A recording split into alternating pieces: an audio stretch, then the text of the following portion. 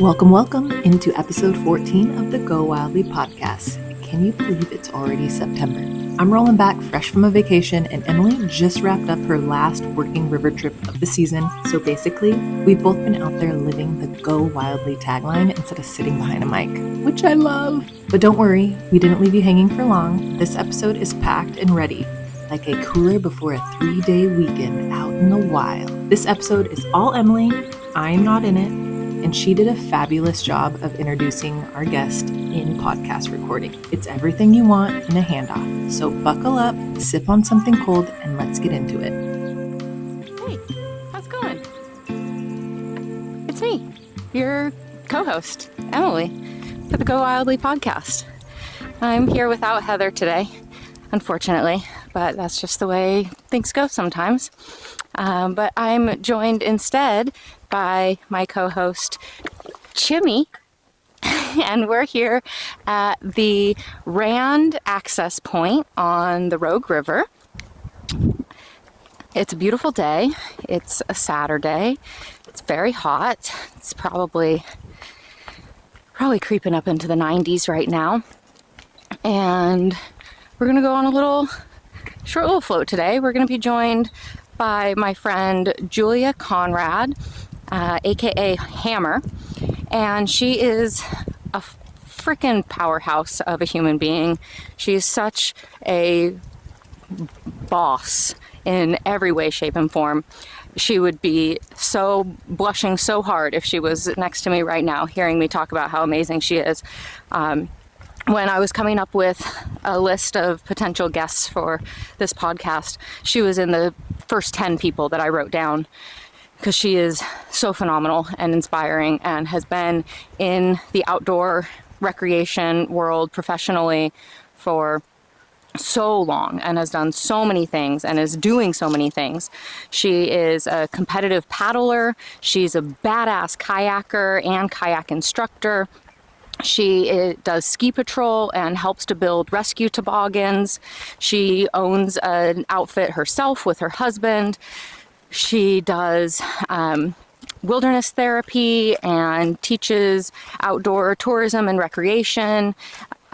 She's worked with universities. She's worked with summer camps. She's done so many amazing, cool things. And I'm super, super honored to not just to get to call her my friend, and also my colleague, but to be inspired by her and to see her in the outdoor world as a badass woman, as a strong woman, to see her inspire others to be outside and to develop skills for being in the outdoors. And yeah, I'm so excited to share her with all of you today and to get to spend a little bit of time on the water with her and to get to hear more about the amazing, cool things that she does and has done, and how her life in the outdoors began and how it continues to go. So I'm waiting here at the Rand access point just downstream from Chair Riffle on the Rogue River, and she's gonna pick me up here.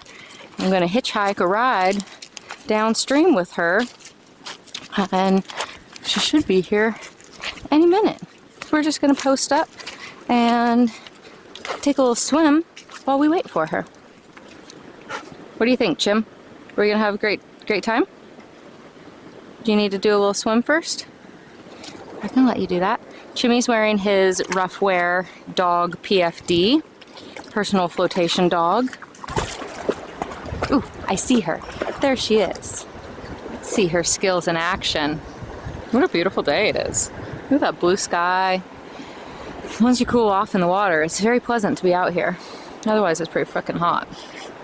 Clear blue sky as far as the eye can see.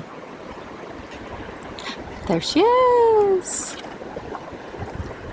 Her nickname is Hammer. I'm going to refer to her as Hammer, though her government name is Julia. She is known to me as Hammer. And if you know Hammer, you love her. She's so awesome. Look at her navigating this shredder. One paddle, one woman, one boat. Look at those skills. Look at those paddle skills. Hey, Hammer. Hey, Emma, how's it going? It's great. How are you? It's good to see you. You too. I'm waiting for you. Jump on it. I'm so excited. Let's go paddling. Okie dokie. I love paddling. So freaking cool. I'm gonna put a microphone on you Oh, alright. so that we can hear you. I'm gonna clip It it. was a little shallow. I was wondering if you were gonna get stuck. I was like, don't get out, don't get out. I saw you in the eddy and I was like, she might be on a rock. I'm gonna clip to your hat like mine because that seems to be the most out of the way. Okay, awesome. Chimmy, would you like to get on? Come on. Oh, good boy. Good job. I got a little spot for you right there. Good job, buddy. Yeah. Put this back here. Tell me about this this watercraft we're in today. Oh man, this is my shredder from the East Coast. It's made in Ohio Pile. They're handmade. And I don't know, it's kind of like the OG for the East Coast paddlers. Lots of rockers, super light. I love it because I can R1 or R2, and I'm able to get the craft like to the shore and inflate it and roll it up. And so, you know, unlike like a bigger raft where I might need more people to help me carry it, I can pretty much manage this on my own. That's so cool. I know what R1 and R2 means, but can you tell? Oh, yeah. Can you tell other people what it means? So R is raft. So technically, I guess this would be an S1 or S2 because it's a shredder. But R1 would be one person paddling the raft by themselves. R2 would be just two people paddling the raft. And then you have like R4 where you've got the 4 paddling positions. Cool. So, And it can go up to any number. oh, Or when does it stop being an R and it becomes something else? Man, I mean, I guess you can have those like 16 footers. Like I've had up to like 12 people in a huge raft of big water. Holy So moly. kind of funny, but not many people are stoked about R12ing. Yeah, yeah. That seems like a lot more complex logistics. Thank you. A little river hitchhike. River hitchhikers. Yeah. You just never know who's gonna come floating by when you're standing on the shore. You put out the right arm or leg, and there they come and get you. Come on in. So cool. Thank you for taking us out on this little float absolutely. today. Got a nice little Poochie Pupper platform right there. Yeah, he moved right in. Yeah, I love it. That didn't take much for him to, like we were saying, he's pretty anxious. Aggressive isn't the right word, but he's not so stoked on people or like moving situations. But Assertive. as soon as he's very assertive. And as soon as he's on a boat, he's just chill. He's chilling. As in life, river time makes everything better. It so does. Yeah, it really, really does. Have you been on the river a lot recently? Oh yeah, almost every. I mean, so what is this? What month are we even in? July, middle of July. I think I've been on the river almost every day since like the middle of March. Holy shit. Yeah. Wow. Yeah. Got some miles. Mostly, what's been the ratio of personal fun river time and active work river time? I had a 4-day personal trip in Hell's Canyon with some friends, and I got to take some friends out paddling yesterday. But other than that, it's been mostly work. Well, Yeah, since March. since March. What is running rivers in March like? Is it what rivers are you running in March? The Oahe and the lower Deschutes. This year it was pretty pleasant. It didn't even snow on us once. Wow. So that was nice. Water's a little bit higher with that spring runoff, if that's where we're at. So that definitely makes it more enjoyable. I've been out there when it's lower and pushing a you know, a 16-foot gear boat with 12 people's gear on it in like shallow water is a little bit more technical. It's like driving a freight train through a technical course. Yeah. So when there's more water and it's covered, it's a little bit easier. Yeah. And weather, you know, we've lucked out because it's kind of like desert environment, so it's still sunny and beautiful during the day, maybe just a little layered up, and then nights get down into like the maybe high 30s. We'll wake up with frost a couple mornings, but not terrible. Yeah, because you warm up during the day and manageable. Go to bed early. And you can have campfires that time of year. Yep. So you can warm up by the fire and not be shivering. Go from a like cold wet day to a cold wet night. Yeah. And they're great because they're river expeditions with students. And so I think like the first ones that we do are like a week long. And then we go into like 2-week-long expeditions. So one is a really good way to get those systems figured out to stay warm. And it's, I think if you're going to work in the outdoors, like figuring out how to keep yourself comfortable is a big piece of it. And so it's a great way to like really be thoughtful about what we're wearing and how we're taking care of ourselves so we can kind of take care of the group and do the job while we're out there. Making sure are you like, when you show up to those, you're making sure you have all of your stuff. How are you prepping students to make sure that they're not like learning from their own mistakes in that regard? Because that would be terrible. Yeah, we want to set them up for success. So typically each expedition has a week of classroom time where we're going over skills. We'll do some Swiftwater days, but then we're like going through the packing list, and sometimes too we'll even have them bring in their gear and go through their gear with them, and hand out the dry bags to make sure that everything fits and we know everybody has everything that they need. Cool. Yeah, that's good preparation time so they don't show up and like have a whole bunch of cotton and then have to be told that they have to ditch it at the put in and then they don't have the appropriate things afterwards. Because it's not, I mean, these are pretty wilderness, like inaccessible areas once we launch. So once we're out there, we only have what we bring with us. And so we want to make sure we have everything that we need. Yeah. There's no going back. Nope. Whatever shows up at the put in, that's all you got. And you got to make it work. And how long do those trips go for? The first one is a week. So like 5 a week in classroom and then a week in wilderness? Yeah, each one is a week in the classroom, and then the second one is like another week in the classroom and then 2 weeks on the river. Cool.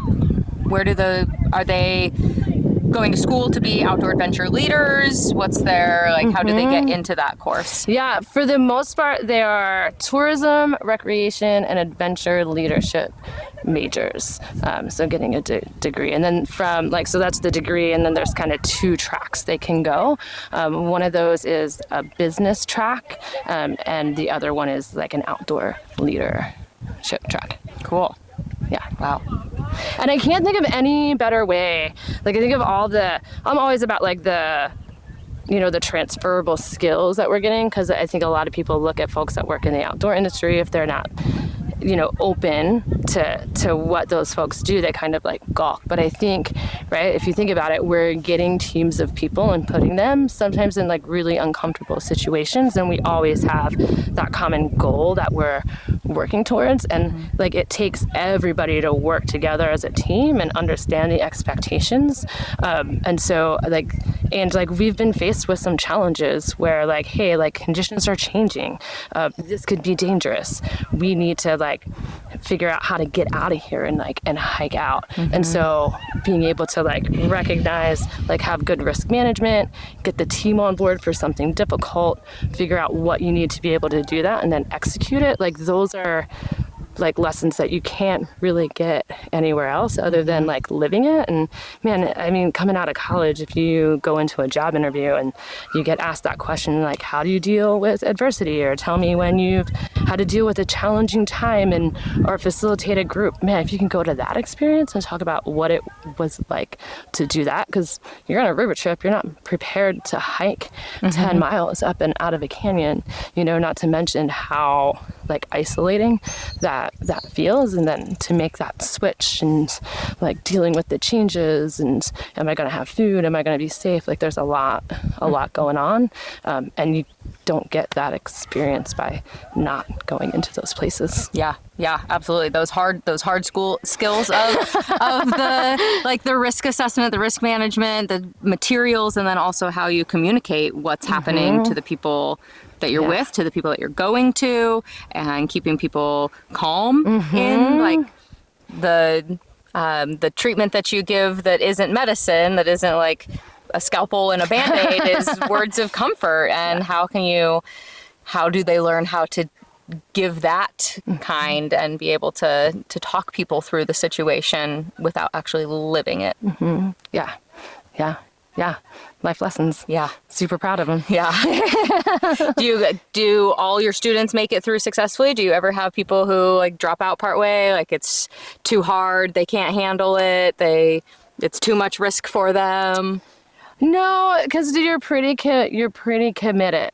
Yeah. Once you're in there, like especially on the Oahe, there's not really like an option. And I think recognizing that people are going to be uncomfortable, like that's our job as the instructors to role model like how to help people navigate those concerns and those anxieties so that they can be successful.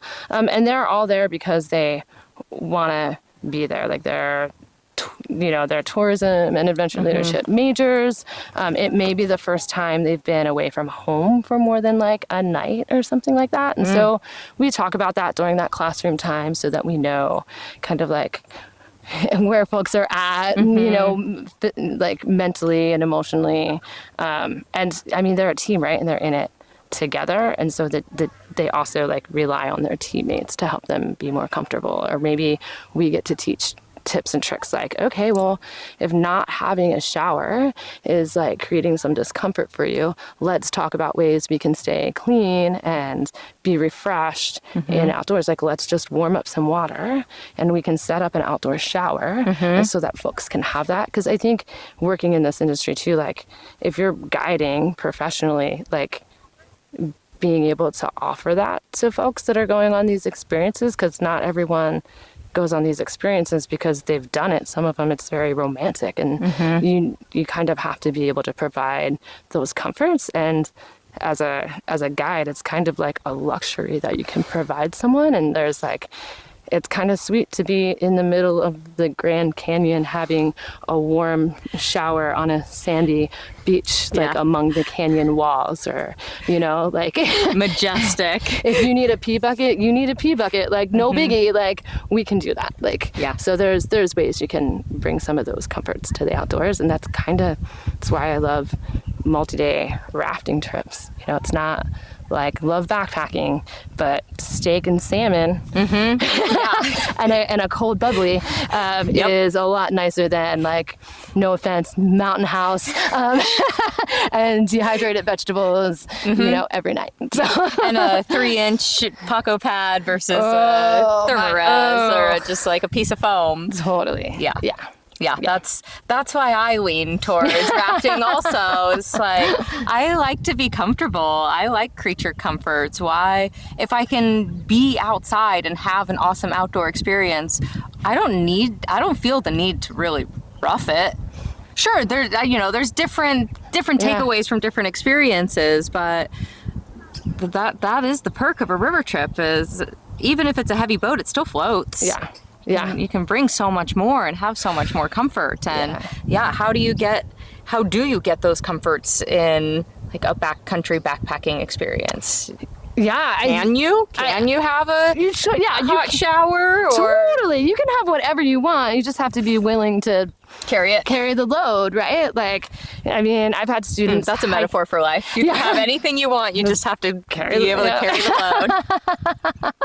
Like, I've had students carry in Dutch ovens, because they were like really excited about like, we're going to be in the backcountry. Granted, like, I think it was like a 4-mile hike in rather than like a 12-mile day, like that. I might be like, let's think about this, like, but like, you want to do the thing. You're a young college student, like, great, like, because sometimes that's how you learn. You don't need to do that all of the time, right? Yep. Learn from your mistakes. Sometimes it only takes once for some of those things. But I mean, like, I've made bread from scratch in a fry bake, and so, or like pizza. And so that's a great option in lieu of a Dutch oven, using a fry bake. And you can still do like those pizzas and the fresh bread, and do lessons and have someone keep like the dough bundled like underneath their shirt so it warms and it rises, and it's like cool and engaging, and shows folks that like you can be more creative than Mountain House. I love eating well. Food's really important for me to like have the energy and be able to do what I need to do. And so I'll carry a little bit of extra weight with like some like freshies, like some fresh vegetables or something like that to put into the first couple nights stir fries, or make something ahead of time and then freeze it. Or like I love mac and cheese with some veggies and some crushed up Cheez-Its on it. So you can keep things pretty simple and basic, and then just have little things to dress them up, and it's just more comforting. And it just feels better, you know, when you eat it. I think those showers are a great example. Great spots. Like I'm pretty into finding like a good camping spot, you know, and setting it up so it's like homey and like welcoming, because oftentimes we'll have like meetings or things like that, and if folks need to come in, I want it to feel welcoming and, you know, not weird or creepy or uncomfortable. Yeah. And it's cozy, right? It's like having a nice little bedroom with all the things that you need. It's just, you know, not just throwing them, although sometimes it is just throwing them out on the ground. But like, when but nice to like have twinkly lights or a rug of some sort and really tie the room together. Yeah, just a little bit of sass. Yeah. And like, I think folks want to spend lots of money on outdoor gear, and I think that there's some gear that you need and you need to work that is worth the money to spend. I also think there's materials and things that you can get at thrift stores that work really well, that don't break the bank. So if you're out there working in it and they get wrecked, it's not, you know, as big of a hit, and you can get really fun and sassy with it, like merino sweaters with like wild patterns or whatever. And I think that helps kind of distract from the task at hand sometimes, and helps it be a little bit lighter and a little bit more fun. Totally. And like when people are having fun, I think they can like just like open up and be more relaxed and more like present in the environment and the space, rather than like just being gripped and always worrying about like, where am I going? How much longer is it going to be? Like, oh, my pack's bothering me here, right? It's just a little fun bit is a good burden. distraction from the discomfort. Yeah. If you're having fun, anything's really right, a lot more comfortable and possible. Yeah. And we're all in this suck together. Yep. Like, let's embrace it. Let's make fun of the suck a little bit. Yeah. We're gonna hike 10 miles out in our chacos. Like, great. How many rocks can we count on the way? Who can play some music and sing along? That's a great segue to what are you wearing, and what is the gear that you have with you today, and your favorite gear. Because you noticed my thrift store sun shirt? Yes, yeah. I was with her when she bought this awesome thrift store sun shirt, and she was with me when I bought this one. It was the same shopping adventure. Successful side quest. Yeah. I just have this super awesome jewel snap cotton shirt with this great design. So again, fun, lightweight, couple bucks, brings a little bit of style. I do like the hoodies, but I don't know. We're just kind of like in the sass kind of theme right now. So often people are told not to wear cotton on the river. True. You are choosing to wear cotton on the river. What makes the distinction of when it's encouraged to wear cotton and versus not encouraged to wear cotton? Because it is hot out here, so cotton will keep me cool. And I get cold really easily, so I often don't wear cotton unless it's in camp because it feels better. But oftentimes on the river, it'll be like something synthetic that's like quick drying. Cotton, the fibers kind of, they retain water and suck the heat away from your body. So it's harder to stay warm, but like I'm warm. And so I'm using that to my advantage to stay cool.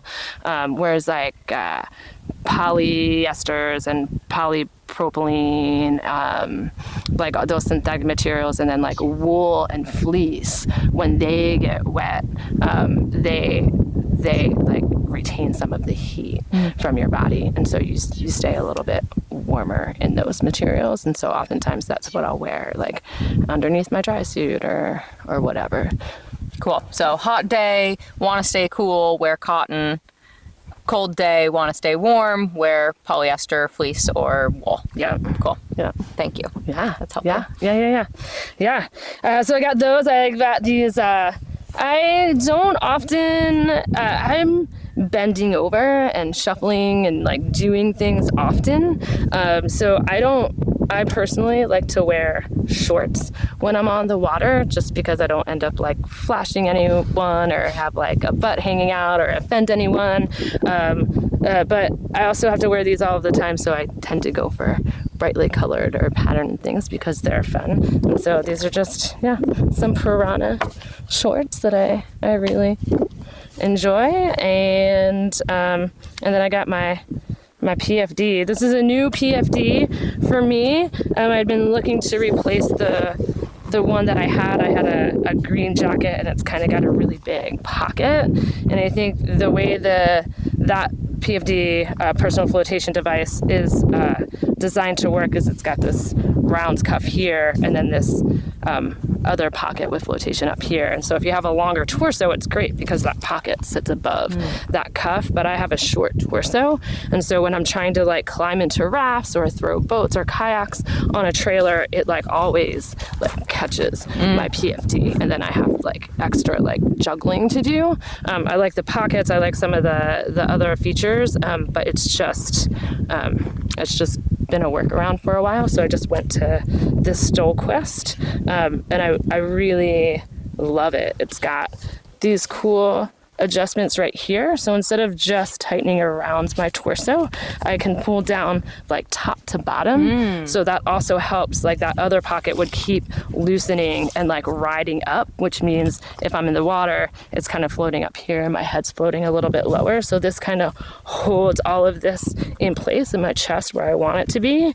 And it's got this side entry zipper, so I don't have to like put it on like over my head and wiggle in. I can just slide right into it, which is, it's nice. It's like a little comfort thing. And then I do a lot of kayak instruction. I do some swiftwater rescue stuff. I'm on expeditions, and so being able to do rescues and safety stuff is always a thing. And so this is their rescue vest, so it's got this extra belt to it that releases. That way, like if I have my tether on it, or if I'm hooked into a line to do a rescue or something like that, you never really want to be permanently attached to anything on the water, because it can act like an anchor and sink you to the bottom. So if I was to be like attached to a line or have my tether on a boat, I can just release this buckle and come out of the whole system. Cool. I've always wondered what makes it a rescue vest and how it works. Like, what are the added features of a rescue vest and how they function? Yeah, I've never been in a position where I needed to wear one or needed to use one or be with somebody who needed to use it. So I've always kind of wondered what sets them apart. Yeah. And it's got some little other attachments here too. So if you had to like, sounds wild, I don't know how often this happens, but if you had to like rappel off of a bridge to get down to a raft that had pinned on one of the pylons, you can also make a harness on this as well to like rappel into something. It's got these D-rings on it that I don't know if you can see, but they kind of have brakes in them. Okay. So like they're supposed to. They're supposed to, okay. So that they're breakaway. So like when I have my tether on here for kayaking, I'll just take it's got a carabiner, so I can hook it onto the grab loop on a kayak. So I can just hook it right here. And again, if that were to catch anything, it would just break right off. So I'm not attached to the system. And maybe I just found a new pocket, like here, maybe for a knife, so it's like super accessible and I don't have to open a pocket to get to it, but it's not in the way. It's not going to catch on like other ropes and things like that. I thought that was cool.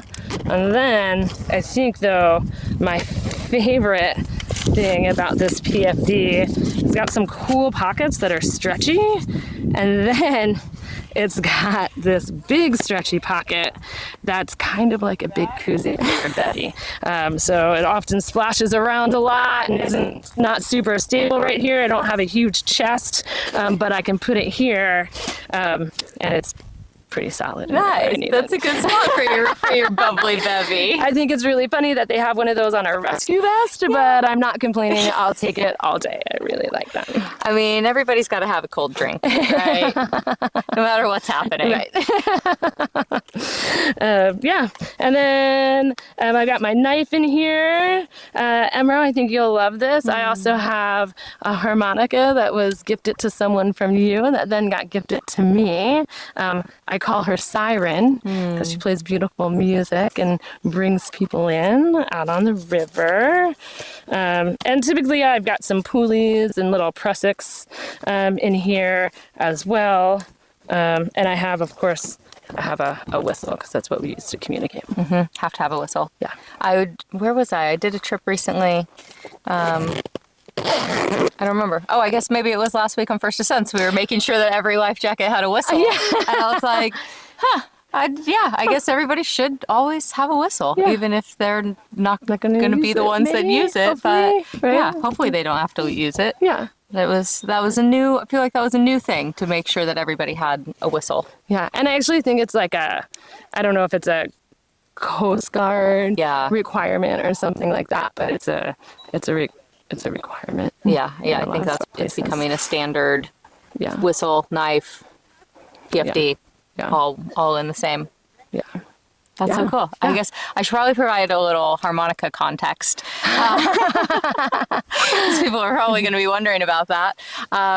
So my dad was a wonderful harmonica player. He played in multiple bands locally and started playing harmonica when he was in high school, maybe even younger. He was just looking for, I probably actually have a recording of him telling me why he started playing harmonica. Because when he got sick and he was beginning his dying process, I started recording stories. Anytime he would start to tell an interesting story, I'd pull out the voice memo and start recording it. And sometimes I would prompt like, hey, tell me about this time in your life, or why you have this thing. So I might have a story of him talking about starting to play harmonica and where that came about.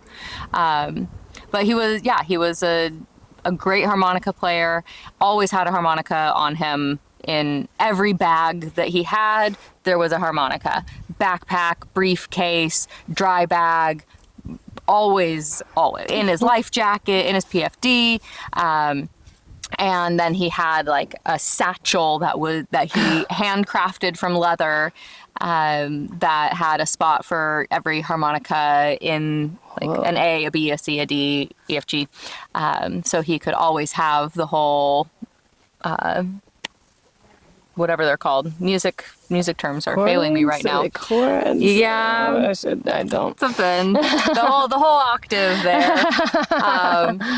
And harmonicas, I guess, kind of go bad after a while. Like the reeds get too saturated in saliva and they go out of tune. And you can't just tune a harmonica. You have to replace the harmonica. It doesn't make sense to replace the parts in it if you're using so many harmonicas.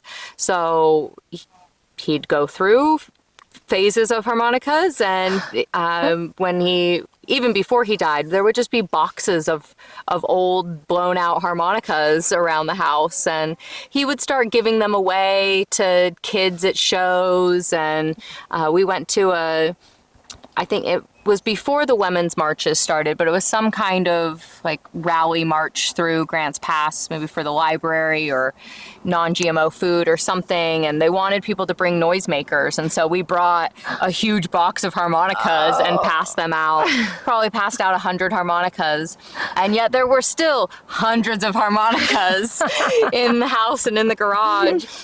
And so then when he died and I got invited to do my first Ascents week, and it being the relation to Sundance Kayak School and cancer, it felt really important to come to that and share his story, and also to share a piece of him, and that piece being a harmonica. So my first Ascents week, I at the last night, their like culmination celebration, I like dosed people with stories about my dad throughout the week, and then I gave a full overview of who he was and his impact and how important he was and still is. And then I gave everybody a harmonica. Oh, and you still And I have hundreds of harmonicas. What a cool takeaway. What a cool gift. And I know the person, there was a person on that program who now buys harmonicas and brings them to programs and sits around and plays them, which is how I got this one. But they're like totally carrying on that tradition. Yeah, they picked it up and really ran with it and started practicing and writing out how to play. And that's so cool. What a like sweet little honor to carry on, to feel inspired by, and having not even known him, but not known my dad, but to feel connected and feel compelled to keep the music playing. Yeah. And I do still get messages from participants from that first week saying like, still have my harmonica and play it sometimes, but mostly they just like let it sit on a shelf and think of me. That's still sweet. Yeah. It still feels like a great honor, and it's something that I've wanted to continue in my first Ascents weeks, but it feels like a little bit more in the distance. Since it isn't so fresh, his passing. My first Ascents week was like 6 months after he passed, and it was still very, very, very fresh. And yeah, he died in October, and then I was at First Ascents in July, I guess. So a little more than 6 months, but it was within the first year, and so it was really, really fresh, and it was my first time doing the first Ascents week with Sundance Kayak School, and I was raw. They tend to do that. So you were a volunteer? Were you on the FD? I was on Sundance. You were a Sundance. Yeah, it was my first time as instructor. Okay. I feel like I falsely fall under the instructor category because I'm not instructing kayaking. Maybe I'm instructing a little bit around life, but You're like the conductor of Stoke is like really what you are. Yeah. Man, how was that? Being on your first, because it's, I feel like people hear about it, but then to experience it is like something else, but then to experience it and have your own personal connection with it too is like a whole like another level. So like, how was that for you? It was definitely raw. Raw is probably the primary feeling. I cried every day, and I wasn't sure how exactly to be in the space as an instructor, as a staff member, and wanting to respect the container for the participants. Yeah. And Nomeo really empowered me to lean in. And I'm pretty sure he had briefed the lead staff. It was Postal and Totes. Oh my gosh. You could not be in better hands. Oh, yeah. Oh my gosh. So I think that he briefed people on who I was and what my situation was, what my relationship with Sundance and with the River House was, and what it was likely to mean to me. So I arrived into a space that was for sure ready for me to completely fall apart and ready to like help build me back up. Yeah. And so in fire circle every night, I have to talk. I can't not talk. So, and once I started, it became very clear to me how me sharing myself and sharing my story and my relationship, and also the reality that people can die from cancer. Like everybody, all the participants are alive and well and experiencing cancer, but being alive and well with cancer isn't always the reality. And I was really nervous about that, of bringing in like the death reality of cancer. Granted, we're with young people. He was in his 70s, so maybe sometimes that's a little more acceptable that he was older.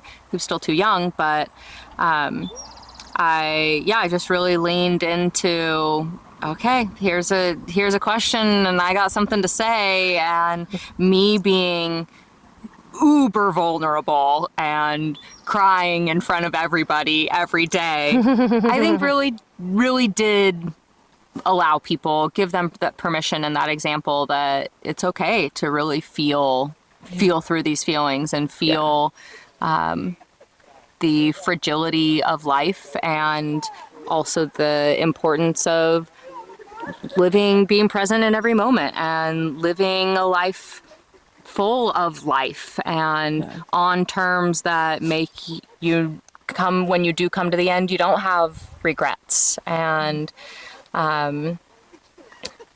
being able to demonstrate the things that he had taught me about life and being on the river, and be able to show those to other people and have them feel inspired, and also be able to tell them that, like, yeah, I've been scared on the river too. And like, I'm not in the kayak with you guys. Like, you guys are doing something that I don't do, and I'm so impressed with you. Like, the mutual impressiveness was a really cool thing. And the vulnerability and just the rawness that I was able to bring into people.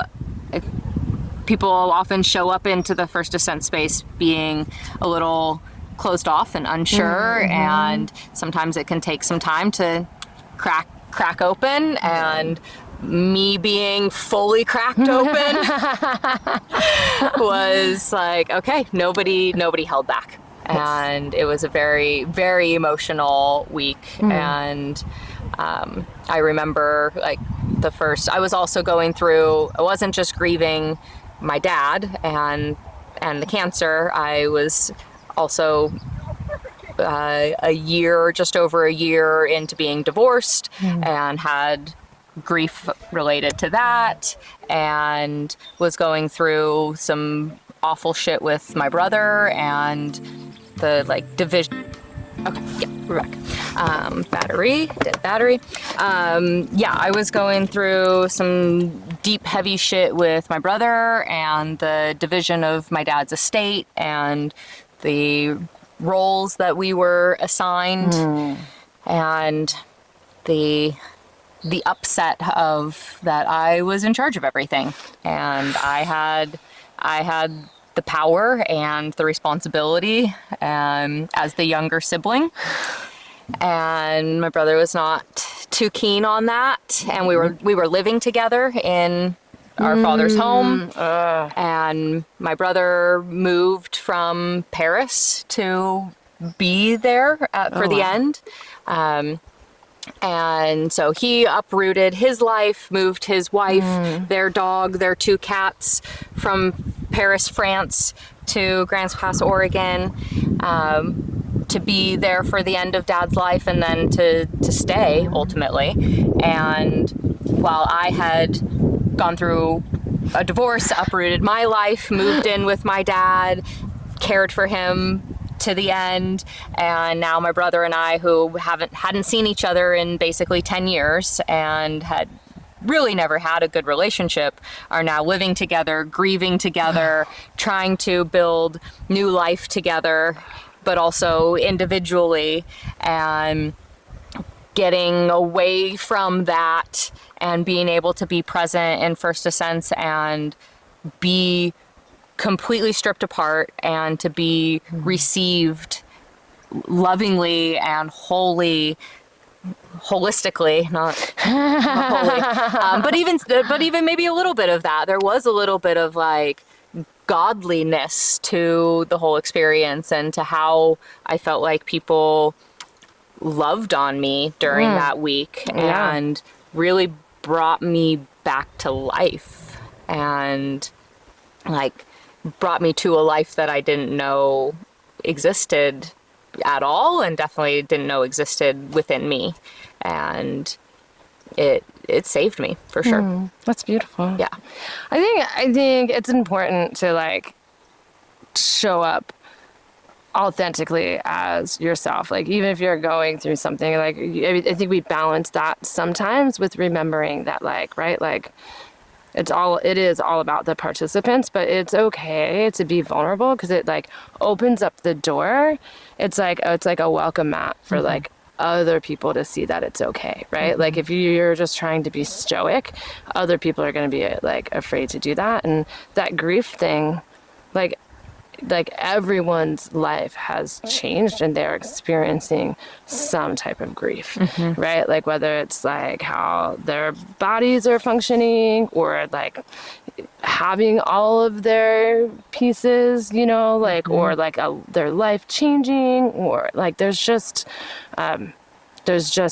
so like there's themes that come out every week, and I can see grief being like a big theme one. And I can't imagine like a better like place to work through something like that. Like that's one thing that I love about the FD community. Like we always talk about it, like participants thank us for like being kind and like being patient, because like, oh my gosh, like you mean you don't want to flip upside down and stuck in a piece of plastic with your head underwater, not able to breathe? Like what do you, I don't get it. You don't want to, you know what I mean? You don't want to do that? You're not looking forward to that? I don't get it. What's your problem? Yeah. You know, like, but we're like, you know, like we do the dishes, we make these amazing meals, we're like, we check in, but it's not anything, like it hurts my heart because it's nothing that shouldn't be happening, like in people's lives, like every day. Like where have we like forgotten just to take time to let someone know that they're like important and they matter, right? Yeah. It's not that they don't have to do anything extra. They don't have to flip upside down in the kayak, or not flip upside down in the kayak to be worthy. And they're gonna get the same treatment, and they're gonna feel seen. You know, like we're gonna have conversations, we're gonna laugh, they're gonna come along, they're gonna be part of the group, like no matter what that looks like. I don't know, like if it's just like an inability to like meet people where they're at, or just such a like centered focus that like you forget that we're existing with these other folks. But man, when folks are moved to tears because like someone asked them like how their day was and made sure that they didn't have, you know, peanuts in their sandwich because they're like deathly allergic. Like, man, we're just meeting like basic like human consideration. Like, it's not anything special.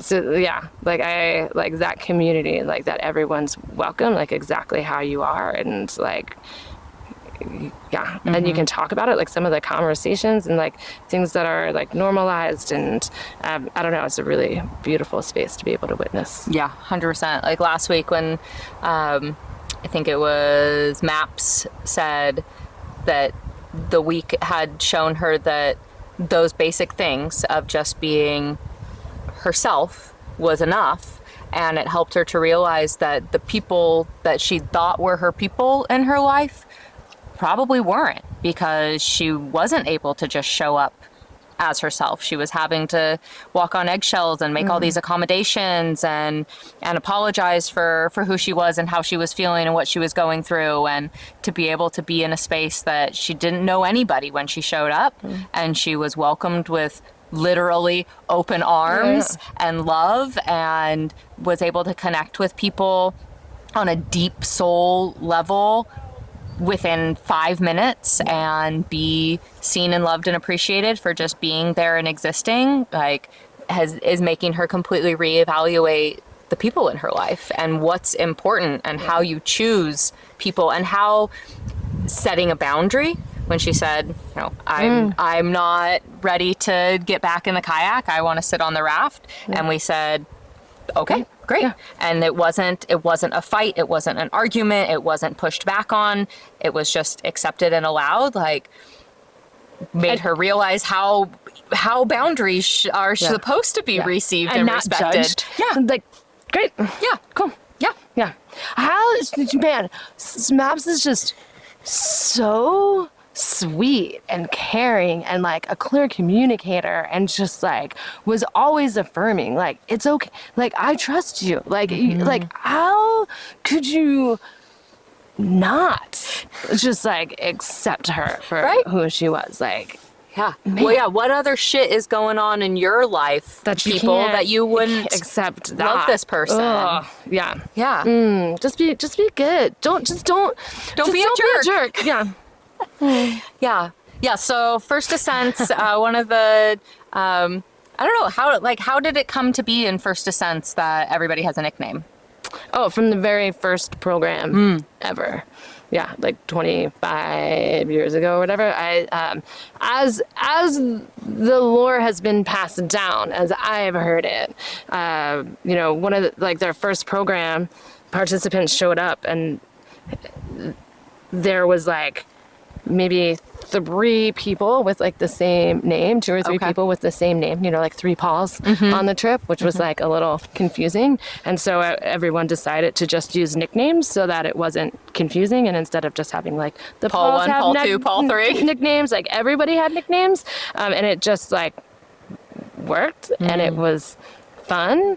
And maybe just opened up a space where people could like create their own persona. I don't know if it started, I don't know if that had happened and they're like, this is cool, let's continue. But it was cool enough that on the next program, they just like had everybody pick nicknames and it's been happening on every program since. I think it's a really cool part of the FD experience and story. Like, I mean, it is a tradition that has happened since day one. And one thing that I love about First Ascents is just this storytelling of First Ascents, and what they do is like pretty strong. And that's a piece of it. But I think what I love most about it is that, you know, folks are like held to like all of these things when they come in, like, how do people see me? People don't think I can do these things because I have like cancer or MS or like, or I'm a care provider, like I have to be stoic. You know, people come in with all these perceptions that other people have put on them. And so to just really, it's like Halloween, you know, it's like bringing like Halloween in, you know, where you can be whoever you want to be or whatever you want to be for a week. And I think that's really liberating for some folks. And I think it helps folks like see that they can exemplify that persona. Totally. Completely agree with that. And I really lean into that when I'm coaching or whatever I'm doing with people, is that like the person that they're becoming in this space is in them, and we're just making it available to them, and it's a person that they can tap into wherever they are. And that's why when I come in, I'm like, Emro is my FD nickname. It's a nickname actually that my dad gave me, and I brought it into FD. And I have been able over the years to embody Emro in all that I do. And the person that I found my first week at FD was like, this is who I want to be all the time. This is where I feel the most alive and the most loved and the most loving and the most vibrant and joyful. How can I be there? How can I be in the FD mindset, even if I'm not on an FD experience? And so I've worked really hard to embody Emro wherever I am, and I feel like now I'm definitely at a space where like I am Emro and Emro is me. We've become one. Yeah. There are still parts of Emily that I keep separate from Emro. Like when I was driving Wild Bill to the airport yesterday, and somebody was driving slow in front of me, and then I passed him and he was like, whoa, what was that look that you gave that person? I was like, that was a little bit of Emily. You shouldn't see Emily. You should only see Emro, but that was a little bit of Emily. That little like death glare that I gave that driving slow person.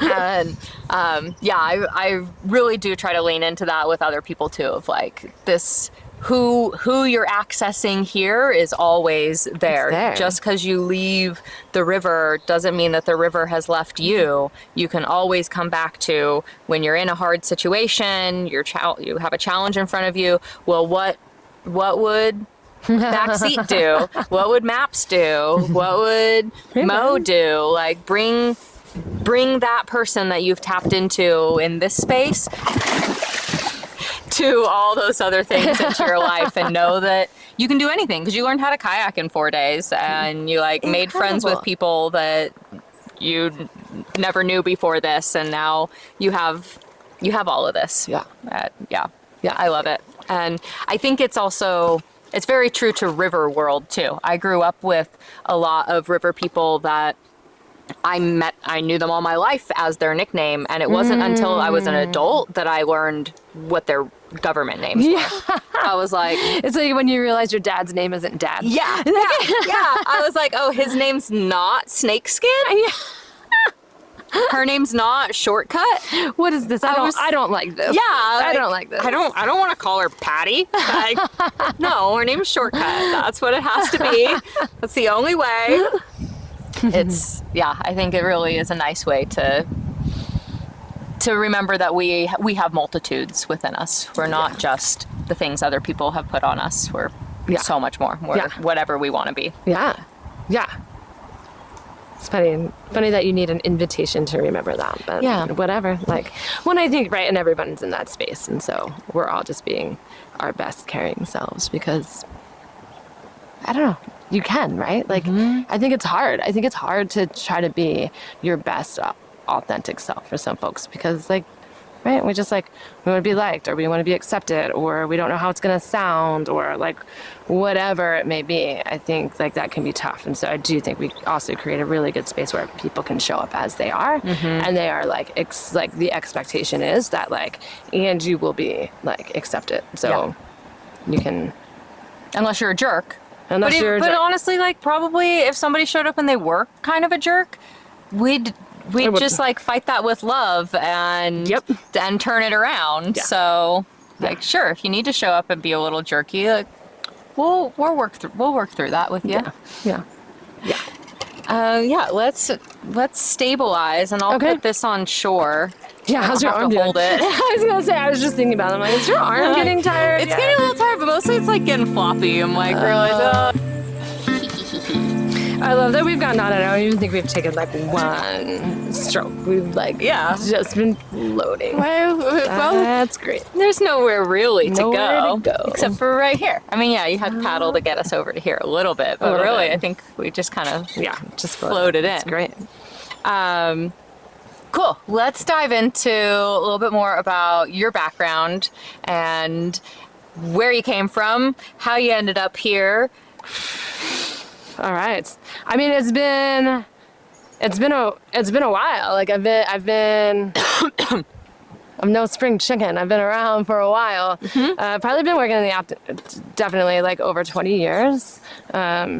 Started out, I went to school for recreation and park administration. So it's kind of where I, found my love for doing like this kind of thing. Like I remember the moment, like I really wanted to be, I went to a VOTEC high school, and I was in the nursing program. So I graduated high school with my nursing license, but I had no interest in being a nurse at that time. How did that work that you were, like, I've never heard of that in a high school. Yeah.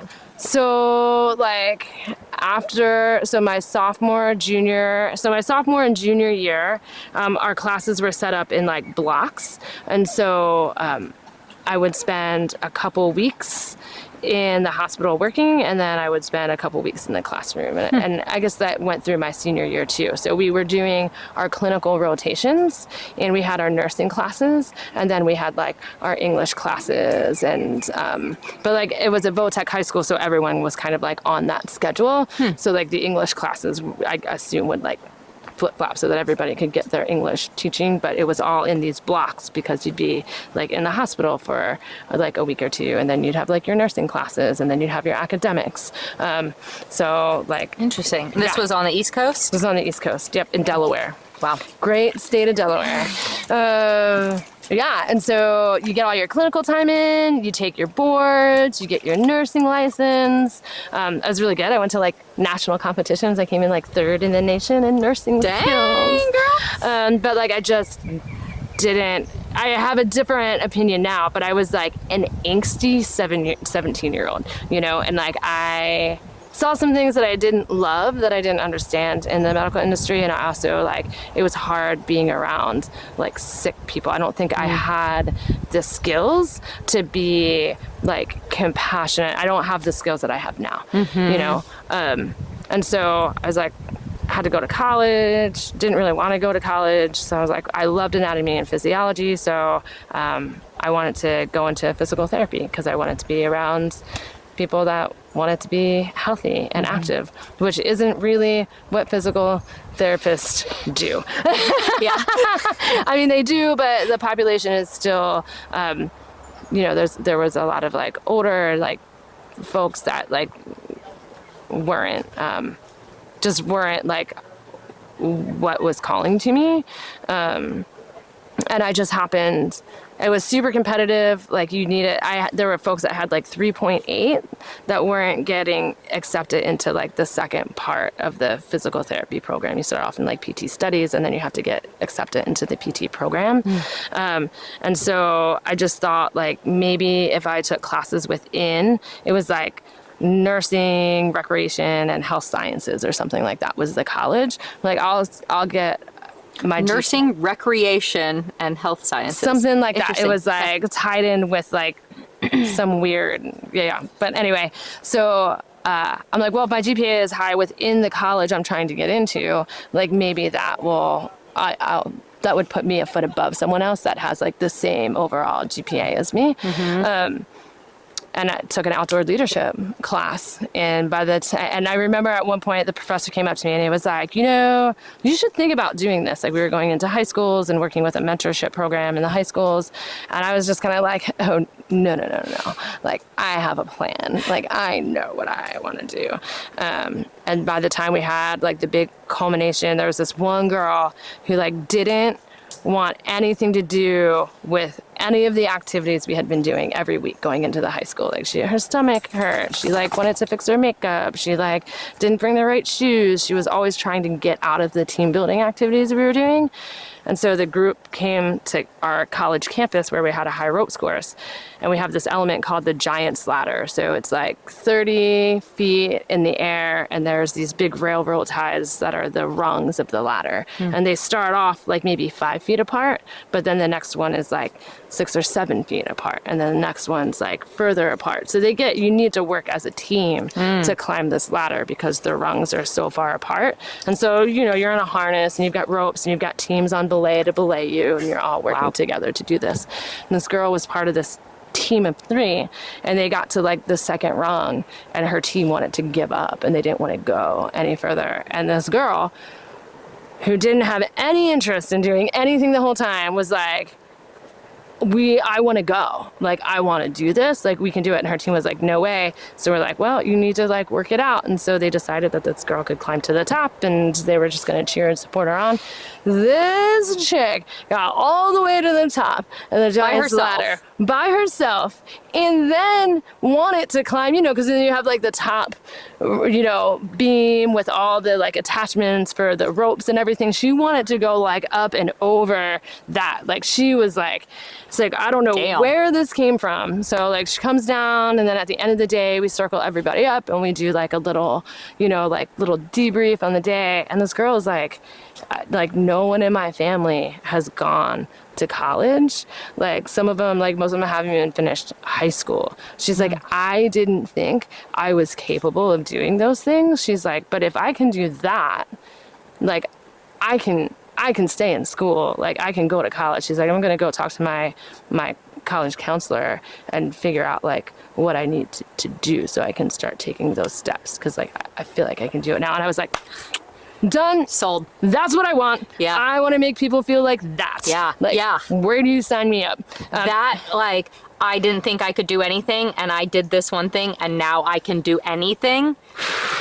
Whoa. Right? Like, dang. I'm like, yep. Yes, please. And I think that's been, like, if there's been, like, one driving force, like, I love goals to, like, keep me on track. Like, that's been consistently, like, applying for jobs and on my resume or things that I decide to take on. It's always been, like, I want to do something that has, like, that empowers other people or has a positive impact. That's always my, you know, my filter. 100% the same. And so that's kind of driven where I've gone. After college, I went to the Poconos in Pennsylvania, and I started off as a river guide and ended up being the river manager for a large rafting outfitter for like 4 or 5 years. And it was pretty big. We were putting like 2,400 people on the river in a day. I had 300 guides on my roster. And so I would have like 100 guides show up and work for me in a day. You know, there was like 18 buses. There was 3 different put-ins.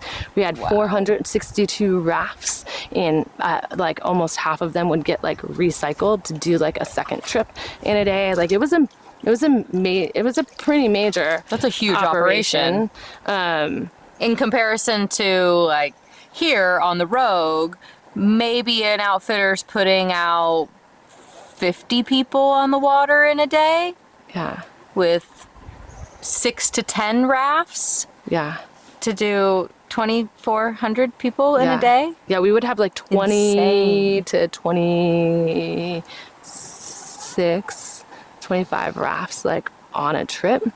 Yeah. Wow. That's a lot of logistics. It's a lot of logistics, and like, right, kind of like very well balanced logistics. So if like one piece falls out, the whole tower starts to shake. And so being able to like problem solve really quickly, like speak directly, understand where all of the pieces are, have people on board, get your guide teams like on board so they can work well and get the job done together. Like it was get people on buses to get them out so the next group can get into debrief. Like people are late, filling up those gaps so that we don't end up, because if you can't just put the same 120 people on the trip, because if some show up late, you can't hold up the whole show. So but you can't not fill those spots. Otherwise you end up with extra people at the end of the day. Like, it was a lot. And I think I was like 24, 25. But I think it really catapulted like where I could go and what I could do in the industry, because like I had to handle like so much that, and like when you walk into an interview and again someone's like, well, tell me a time where you've had to deal with like a challenge, you've had to like think quick on your feet, and it's like, well, this one time we were overbooked and we had 200 walk-ons and I had to like figure out like how to get all these people on the water and get on like safely with the resources that I had. Or like the river came up overnight and now we were like at flood stage, but we had like 1,000 people coming to go rafting and they're coming from New York City, and how do I know like what we're gonna do and what we're gonna change to and switch up the formats and get that done and communicate it. So definitely like get 100 people to work like a well-oiled machine. It was just great experience that kind of let me go anywhere. And after that, I did that for like 4 or 5 years, and I just needed a break. And so I saw this job posting for like a backpacking guide, and I was like, I love backpacking. This is going to be great. I'll just do it for like a year.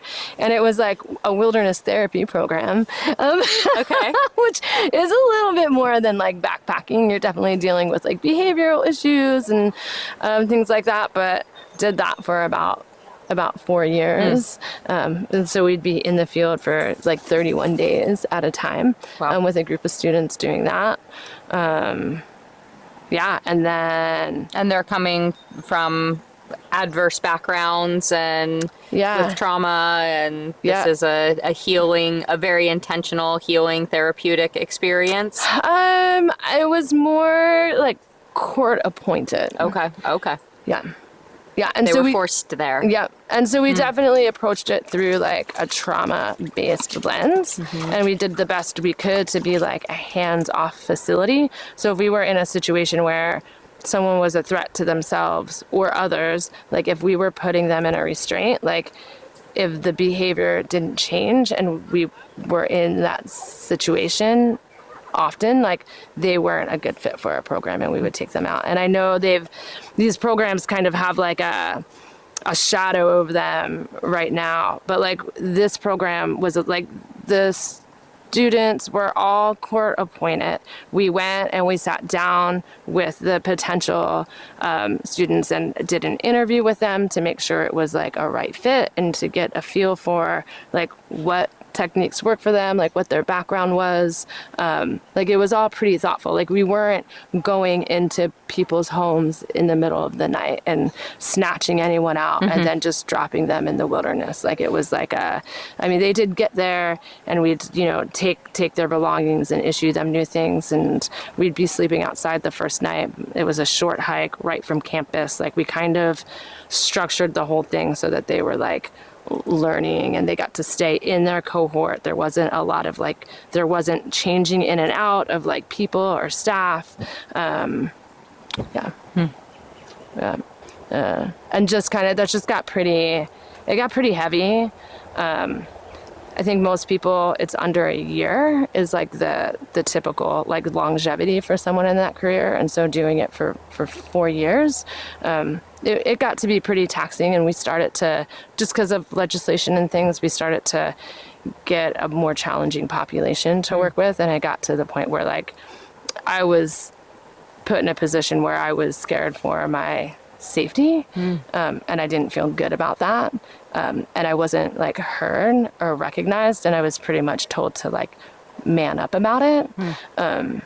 So it was like a no-brainer. Yeah. Was it year-round work too, or was it seasonal? Yep, it was great.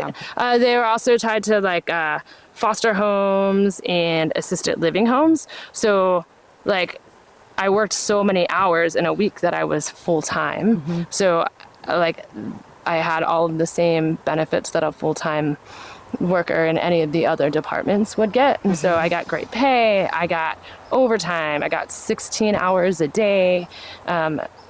Unless I was like responding to something, then I would get additional hours. After 40 hours, I was in overtime. So after like 3 days, I was in overtime for the rest of the time, Wow.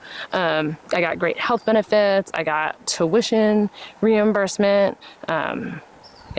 But still, it being year round, you don't get a break from that intensity and pressure. Like, I'd imagine that were it seasonal, like it's just 3 months over the summer where you're in these intensive wilderness therapy trips, but then 9 months of the year you're doing something else that isn't so emotionally taxing, but to really never get a break from that. That's even more impressive that you were able to do that for 4 years. Yeah. And it was I think the typical would be like maybe 6 courses in a year, because you'd be like, it depended on the time, but basically you'd be in the field for a month, and then you'd either have, like 3 or 4 weeks off, and then you'd be in the field for the month. And then like when the weather got nicer, you might only have like a week or 2 off in between courses, and then it would like spread out again, so you'd have more time off. So I think like 6 or 7 in a year was about, that's a lot, what I would do. But it left me time. Like I got to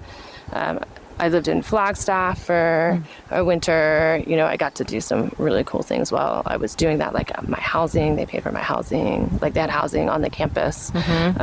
So it was and I learned a lot about just dealing with people with trauma, just like, and really seeing people for what they bring to the table, and being able to work with that instead of like having them fit into like a mold or trying to have things be a certain way. Like really like listening, really like trying to understand, and then having tools to like navigate that and know like what I could say, or like how we could try like coping with different things. because everybody needs something different and like come in with their own experiences. And I don't think if I didn't do that job, I wouldn't have had that training.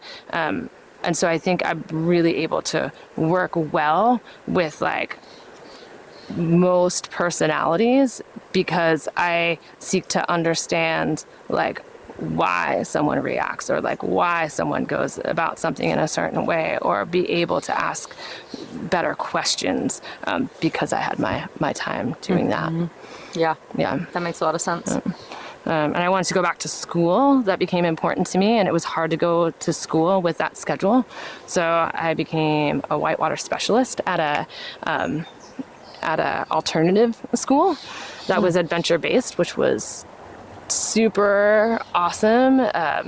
Yellow Breeches Education Center in Pennsylvania.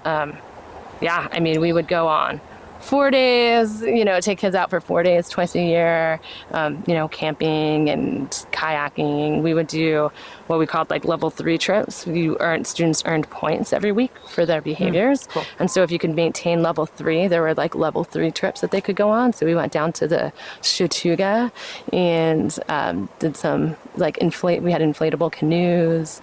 We would go down to the Yakagani River and take students rafting on the Yakagani. We'd go down to the Everglades. We built tandem wooden kayaks, Cool. like touring kayaks, and took them down to the Everglades and paddled out like around and camped out on the junkies and stuff like that. So like every winter in February, they do a 2-week trip to the Everglades with the students. It was just a really great way to engage young minds in a way that it connected and it worked, and where those students weren't doing as well in their mainstream schools, which is why the school districts would send them to our school. That's so cool. Yeah. It's I don't know if programs like that exist anymore, or on the West Coast, or like what the popularity of wilderness education is anymore. Yeah. But it's so valuable. So valuable. Well, and you think about, there's so many more things. They got all of their academics, because we had all the like academic classes, and it was a lot of like project-based learning too. So not only did you get the academics, but you get some of those like interpersonal skills. Yeah, and then just the imagination and the problem solving and like dealing with tricky situations, or just like outlets. And I don't know, it's just a cool environment. And I think I'm certainly biased, but I think being outdoors kind of like resets our rhythm a little bit, and it just offers, it doesn't need to do much other than be there, but it just offers the opportunity for so much growth and play and exploration. And I think those things really just transfer over into making good humans, right? Like building a fort with someone, or like playing in the water. And I don't know, just It's exactly that. It makes you be a better human when you strip away all the other constructed things and you just get back to basic humanity. A group project in the outdoors is so much more fun than a group project making a slideshow and putting together slides and then standing in front of a crowded room. And like, I'd way rather have a group project building a fort and then getting everybody to play in the fort, explore the fort, have a more exploratory hands-on experience than just like being talked at. Yeah, chasing chickens, Yeah. building chicken houses. Like, I mean, yeah, it was super. I think one time we even had a town hall debate over whether or not to put in like a dam and a hydro facility on a river, like type of scenario. And like students had different, roles to play in that town meeting for the debate. Like it's, right, that's like real. That's real. Yeah, it's real life stuff. And they all kayaked and rafted. And so it was like, it felt important to them. Yeah. I don't know. It's a cool spot. They have 11 campuses. It's still a popular program, and it's still running. Like, I love that. I moved out here, and so I left my role there to come out here and follow other things. But Yeah. What brought you out here? Was that the next step? Was A from dude. that to here? Yeah, a dude. Yeah. Happens to the best of us. It worked out. We've been married for 12 years now, so Worth it. one on that one. Yeah. Yeah. Yeah. And just, I've been working, since I've moved out here, I've been working with different colleges. Like I taught at a community college, I taught wilderness survival, and like some water sport courses, and then worked for Washington State University and Oregon State University as the campus recreation coordinator. So again, like just getting folks outside and stoked and giving them the skills to be outside. And I think that's it. Now I switched over. Oregon State was the second one, so I switched over from kind of like the campus recreation role over to just being associate faculty, so I can spend more time with students in the field teaching skills, rather than kind of like I was responsible for the fitness center and the intramural program and our outdoor activities, and then other like things assigned by the university. And I'm a big fan of culture, and I think the culture has changed now, but when I was there, it didn't feel good. It's tough to go into work and not feel like appreciated for what you do, or like working really hard, and I don't know, it was tough. And I think I've gotten to the point now where like I know what I need to be successful. Like I need good culture, I need to feel valued, I need some type of leadership, and I need to feel good about the organization that I work for.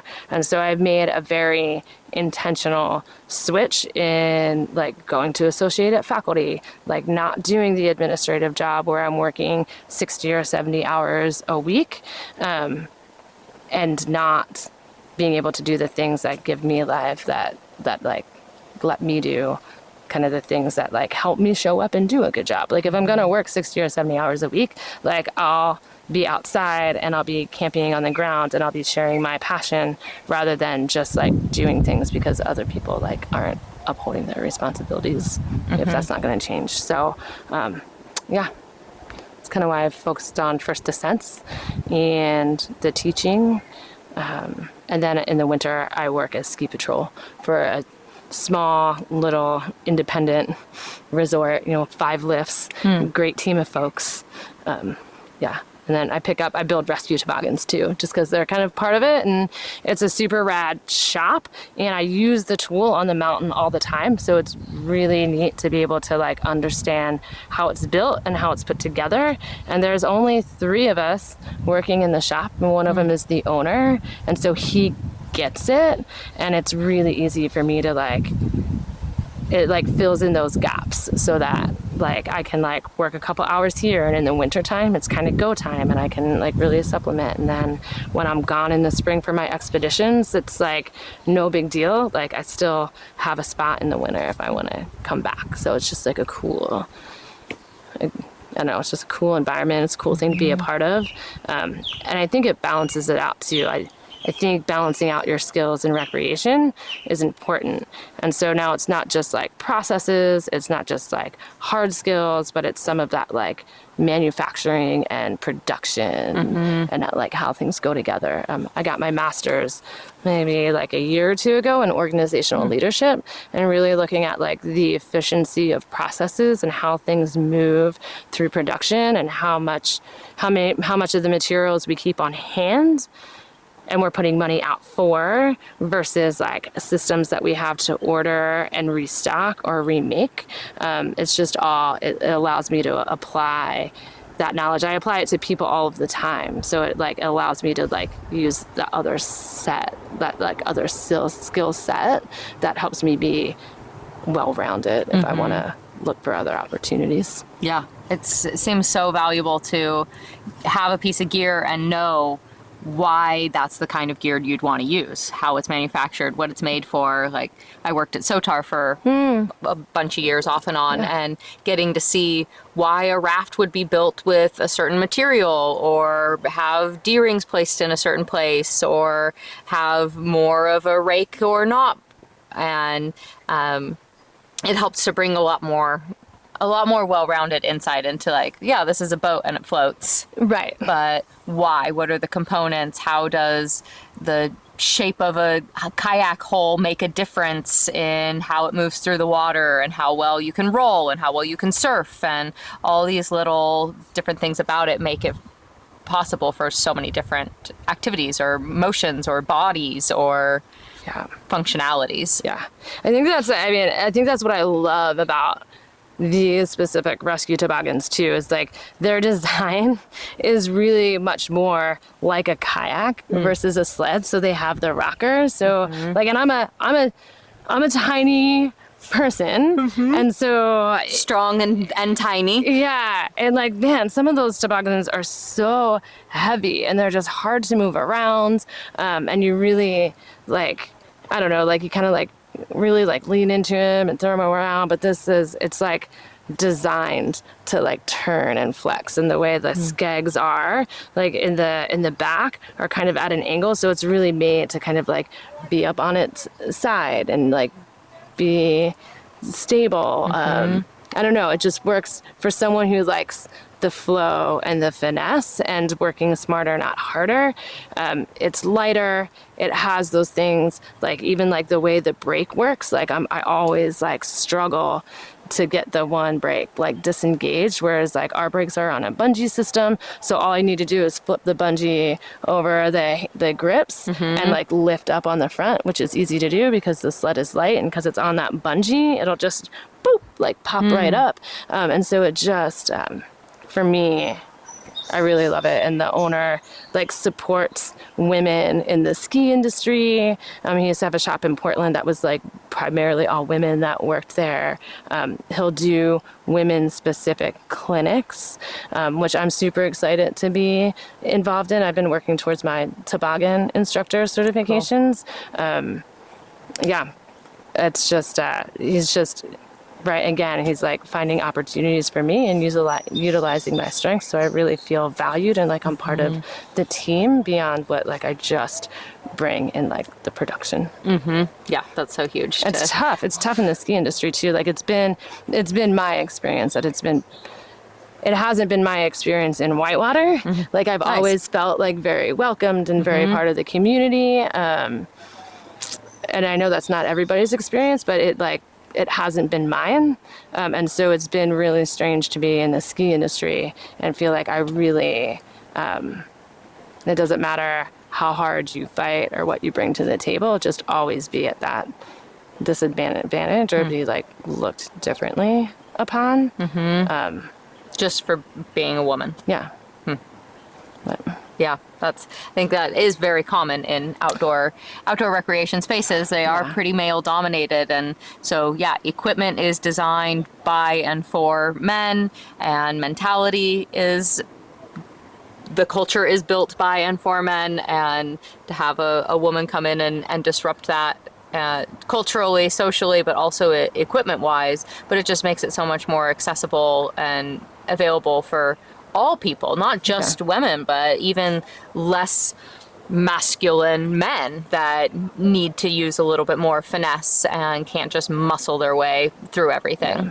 And why wouldn't you? Like if you think about like if you're running like 10 calls in a day, like why wouldn't you work smarter, not harder, so you can have the longevity, so you take care of your body, like so that you're not worn out by the third rescue. Yeah, like I think that's because you never know what's going to happen next. So like that's one thing that's always really been big with me is like you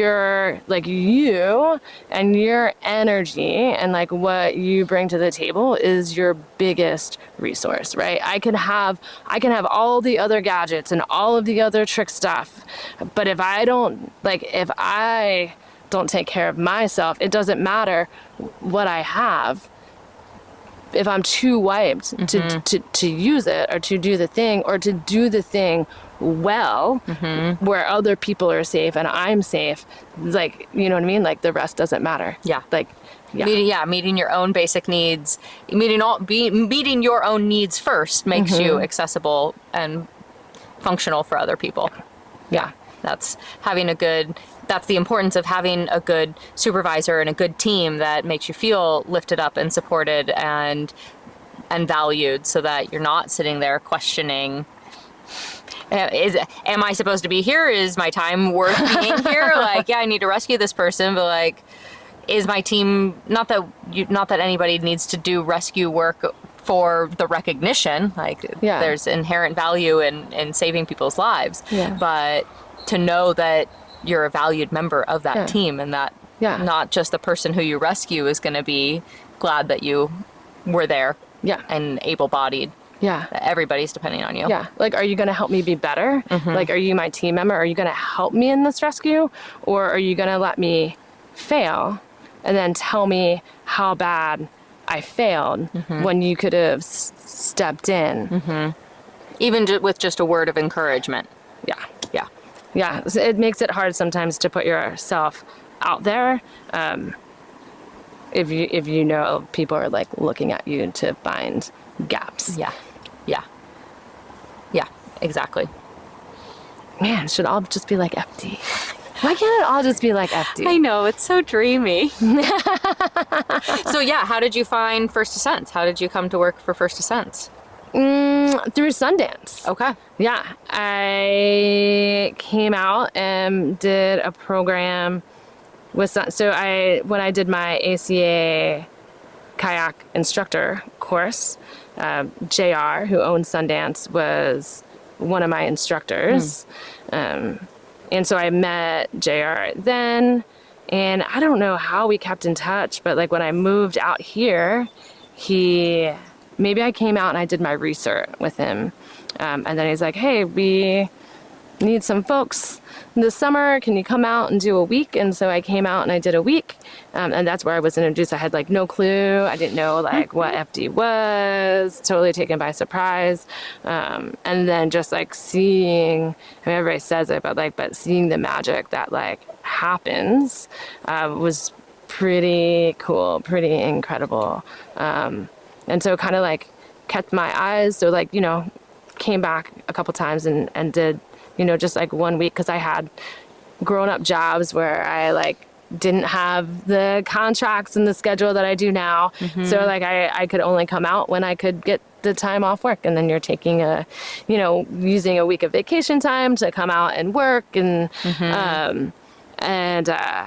then when I like changed my schedule around, I think FD might have been like a huge proponent in that too. Like I saw that they had a lead staff position opened, and I applied for the lead staff position, and just knew, like I knew what I was getting into. Like I knew what they were about.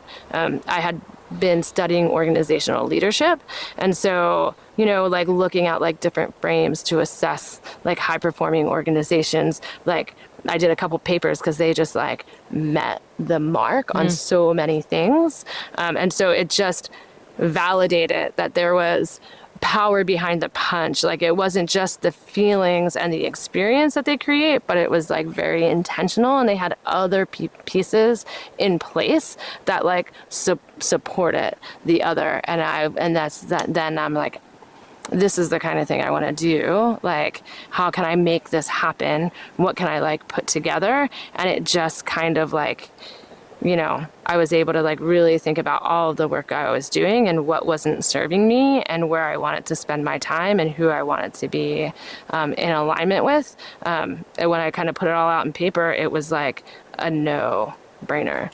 Like my partner like tells me now all of the time, because it's hard to step out of life for 2 weeks at a time and have these amazing experiences. And my partner Shane, he's he was on an FD program before I had done an FD program. So he knows what it's about.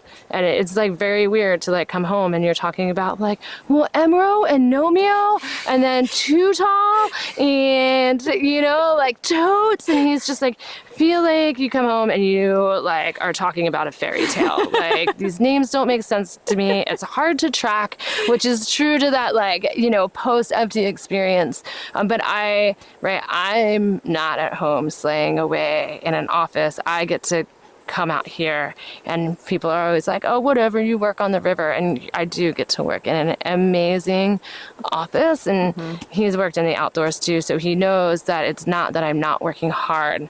I just get to be in a really cool spot, and like he doesn't get the chance to paddle with people for a week or two at a time, and I have to step out, and then there's no one to help take care of the dog and, you know, take care of all the things that need to be taken care of around the house. And so that's a little bit of a balance. So I feel lucky that like I have someone that understands that and gets that. And all the time I'm like, maybe I take less programs this year, and then it's like, but what do I feel? How do I fill that gap that creates in like income? And he's just, every time I start to mention it, he's like, don't do it. He's like, you used to come home every night. Like you were like crying and you were upset and you were never home. And when you did come home, you were like exhausted from this other stuff. He's like, you found your happy place. He's like, just like, I'd rather you be happy than come home and be miserable and have to like try to support that. So yeah, you come home from FD and there's like, there's the FD blues because it's over, but also like, wow, full cup, full experiences, full of joy. You get to do something you love. Everything you do all day is something you love to do. Stoke people out, teach them how to kayak, celebrate, eat delicious food, hang out with cool people. Totally. Like carrying heavy boats, it's like a badge of honor. Like, I got that all day. I'll carry all those boats. Let's go. Kayak on each shoulder. And then have people just like admiring and celebrating and validating everything that you do from... Oh, it's embarrassing sometimes. I'm like, can we... Like this week I was like, we just need to stop fangirling. Like, can we give a shout out to someone else? Please. But also like, who else gets to work in a space where you get praised every day, all day, every day for just existing. Yeah. We're so fortunate to get to work in that space. That should be the next Ted Lasso. It should be like FD, a Ted Lasso themed FD. because there's all it is inspiring. There's nothing about it that is no drama. It probably wouldn't sell because there's not a lot. There's some drama. It's a different kind of drama. It's not like drama. It's like. Oh, there's a boat upside down. Are they okay? Are they okay? Oh yeah, the instructor's peeing next to it. They're fine. Where's the car? Why isn't the car at the takeout? You said you parked at Chair, but we're at Chair and there's no car here. Who drove through the sand? How do we pull the van out? There's no water in the toilets. Sorry, Toby. We got to take that out, Toby. Oh, the vans are always right where they're supposed to be. Never stuck in the sand. Never stuck in the sand. Never have to pull them out. With Never the six vehicles. people digging sand out from a high-centered car with paddles. But you know, it doesn't happen. People don't ride on top of the vans anymore. Nope.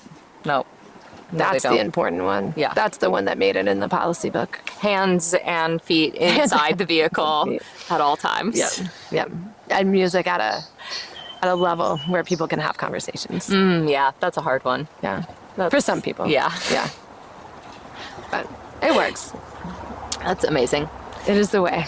It is. It's the way. Who needs to talk when you can sing? That's my, like, when I'm on the party boat, I just get to play music and dance and sing. And of course I love when somebody needs to ride with me and take a break from the kayak. But it does change. It changes the party vibe. It does, yeah. And I feel compelled to make conversation because it's really one of the only times that I get to have one-on-one time with participants. Yeah. And so I want to use that time to connect with them and build a relationship. But it means that the music has to be turned down and I'm not as like stoke fairy for everyone else. Yeah. It feels... Both are great things. It's great to have that one-on-one and it's great to be able to stoke fairy but either way it takes something away from everyone else and I sometimes feel a little challenged and like, yes, come onto my boat, but okay, I try to put them in charge of the music. Yeah. Like, okay, you get to decide what's going to play. And just so you know, if the music's up, I can't hear you. So Totally. if you want to get talk, to decide if we're you talking turn it or down. not. Yeah. Yeah. It is kind of like Team Stoke. Like you're like, right? As you're inviting people onto your Stoke team. And I've had probably my most impactful conversation with a participant probably happened because I was on that support raft. And I would say Shane or Rad would say the same thing. Rowing that raft, like on the last day, has, really just put people in, I don't know if it's like the last day, nerves, it's the end of the week. Like, I don't know what it is, but like we've both had a similar experience where like the most impactful moment we've had has been like on that support raft on the last day. Yeah. It feels like a safety net for the folks who end up in it. It's like they've been stressed and scared and pushing themselves, and they've hit a limit, and to have that permission to step away from that challenge and be somewhere where they are supported and they don't have to do anything and they can just relax in the stress that they've been feeling. Yeah, they open up differently than they do in like the fire circle or around the dinner table, coming down from that stress and recalibrating opened them up differently. Yeah. And they get to cheer, like, I don't know, being at the bottom of Celebration Rapid is kind of cool. Yeah, it puts them in a different Stoke position also, that they get to observe everybody from a higher level and celebrate everybody instead of just celebrating the people that are in their pod. Yeah. Also. Yeah. It's so cool. Yeah. It's cool. We do cool things. We do cool things. We know cool people. Things. It's impactful and empowering. And that's what we're here to do. Yeah. It fits my goals. Yeah, I love it. Yeah.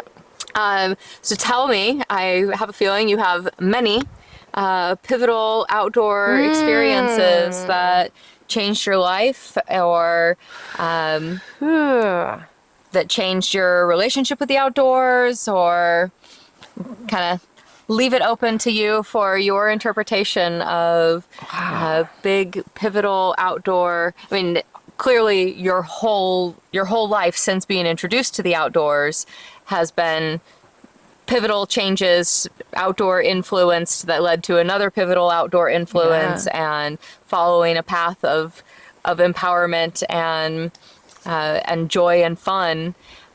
So yeah, some of the things along the way that have been profound for you. Man, I'll do like summarized versions to try to fit a lot of them in, because I think like all of those all of those transitions have all happened in my life because I had an experience in the outdoors. And I think it's just because I spent a lot of time in the outdoors. It's like where I live and it's where I work. So it would be weird to have that happen In an office? in a building or something like that. But like, I think I'm here because I did like an internship in college, and we were doing trips on the Grand Canyon. And like, my dad really asked me a question. He was like, what are you gonna, like, he supported me, you know, like he wasn't, you know, my mom's always like, you should have been a nurse. Whereas like my dad's like, well, tell me more about this thing that you're doing. Like, what are you gonna do with that degree? You know? And so like, I was really thinking about it. I'm like, what am I gonna do with this degree? And there was this woman on these Grand Canyon trips who was just super rad. And she was like, you know, rowing the gear. And I got to spend some time with her on the gear raft, and I did like, it was like 3 trips that we did out there. So she was on each one, and just kind of like, it was the realization that, and she was like, in my mind, because I was a college student, like she was older. I was like, this can be a thing. Like I can do this. Like I can be like a woman in this space. Like I can, like, clearly, like, you're close to 50, like, I can make a career of this, like, this is possible. I think I didn't I was wrapping up my undergrad, and I don't, like, it was great. I was checking the boxes. I was getting through. So, and like, I obviously have Nomeo and Postal, but they're working. Yeah. And well, at the end of last year, Postal and I talked about getting out and being on the river together, and I think she was in too deep of a transition and wasn't available. So maybe this coming year, that'd be nice. Be nice to find somebody to.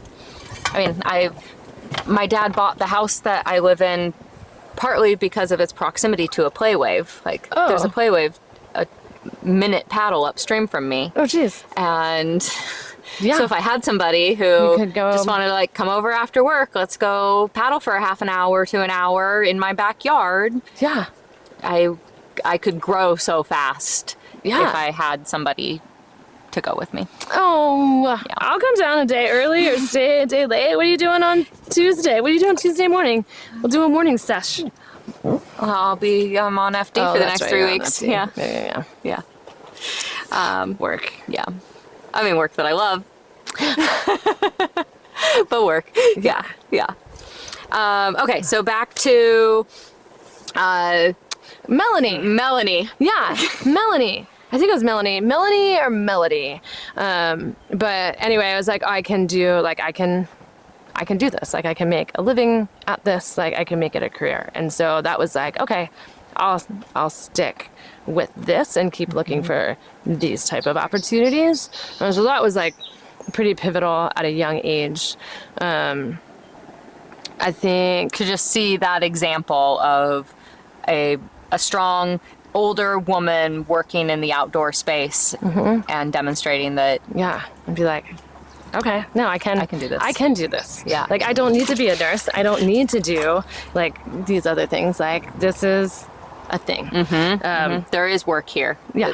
Did you For have me. any concept of that women could work professionally in the outdoors? You know, I don't know if I like really thought about it, but it was like, I don't know. It definitely struck me that she was a woman in that space. Totally. Like, so it was more than just like, oh, I can, this is sustainable.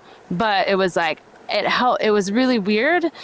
But like, it helps me see myself there. Not just like, well, anybody can do it, I can do it. But it's like, oh, I can do this. I can see myself doing this type of thing, which I don't think I necessarily knew, or, you know, I was just kind of going through the things before. And then, I mean, pretty big, like, and so like, it's great, like, this life is great, but you're in and out. Like, you know, I was in the field for like a month at a time. It was really easy for me to like pop in and out of life and be like non-committal and just like show up. And when you come back and you're in town, it's like a big party and everybody's excited to see you. And then by the time like real conversations start happening, you know, or like folks are like past excited that you're back and like hit you with like, do real life shit. I could be like, sorry, going back in the field. And I did that for like 4 years. Wow. And it was like, and I just started thinking, like, why do these certain patterns keep playing out in my life? And like, who am I hurting? Like, I don't want to hurt people. Like, why can't I have certain things? Like, why doesn't my life look a certain way? And we put kids out on solos on those 31-day programs. So we have like 3 days to kind of like hunker in. And I just weirdly took advantage of it, and kind of stayed kind of like reclusive and thought about things that had happened in my past and how I was treating people, and like looking for those common patterns and digging into like where those patterns came from to understand them so I could change them in a way that just wasn't like putting a Band-Aid on it and hoping something different happened, because I felt like I had been just throwing pasta at the wall, but really like diving into like where this was coming from and why it was. And I think it was just that like committal, like jumping in and out and not really having to care about other people's feelings or how what I did impacted them. And so that's when I switched over to working for that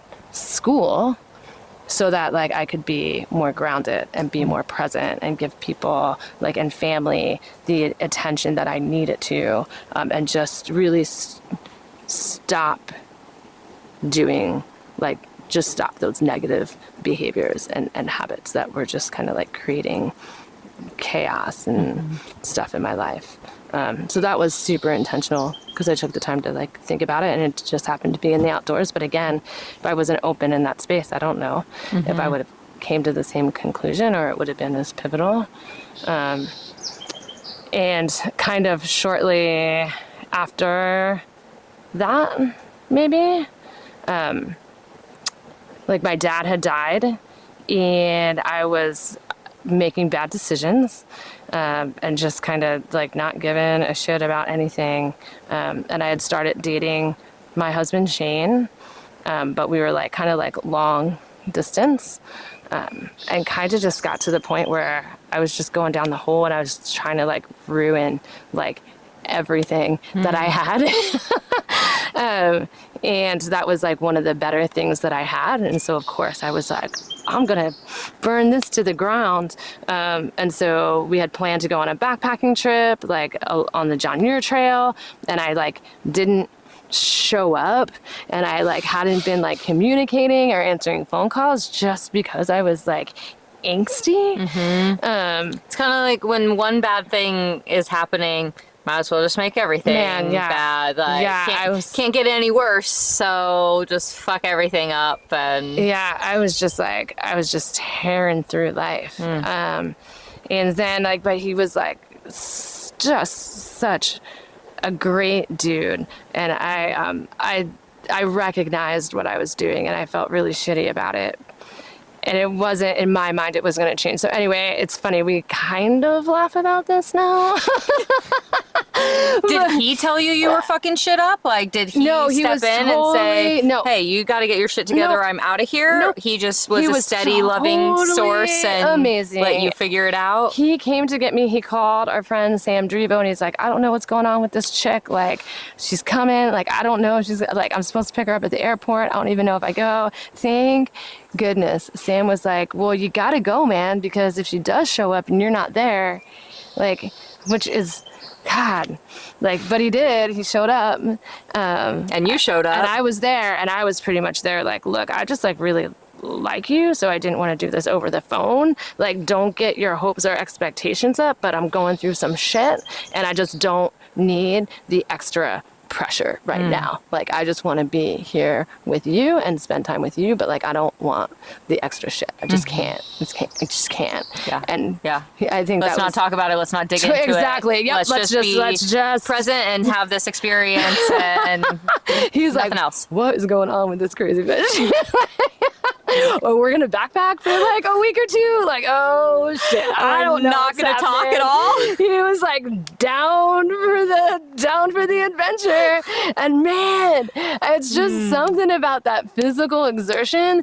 And we jumped on through Kings Canyon, was like our route to jump on the John Muir Trail. And if you haven't done it, you climb some ridiculous, it's like thousands and thousands of feet in like however long you decide to do it. And so we were going to do it in like 2 days because I had been leading backpacking trips and I can do this. And we're going to bring a bag of wine and we're going to bring all the fresh vegetables. Our packs are going to be 80 pounds and we're just going to hike like 2,000 feet a day. And this pain isn't going to even surmount to the emotional pain that you're was running I'm from. like, I'm going to do everything I can so I don't have to like fix me. Like, let's just keep piling it on.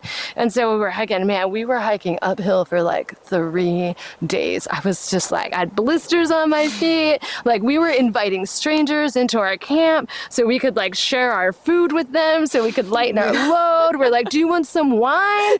Come play Uno with us, please. Eat our food. They're like, why do you have a bag of wine on this adventure? We thought it would be fun. on. Like, right? I told her, like, I like to eat well. Like, Yeah. I have priorities. Yeah. And so, like, finally, like, you were getting, like, just, like, up over, like, this pass. And I think I had to, like, come to terms with shit, but I definitely, like, worked through my own shit. I was like, I can't, like, that broke me. You know what I mean? It was, like, what I needed. I'm, like, a physical person. Like, I hate talking about feelings.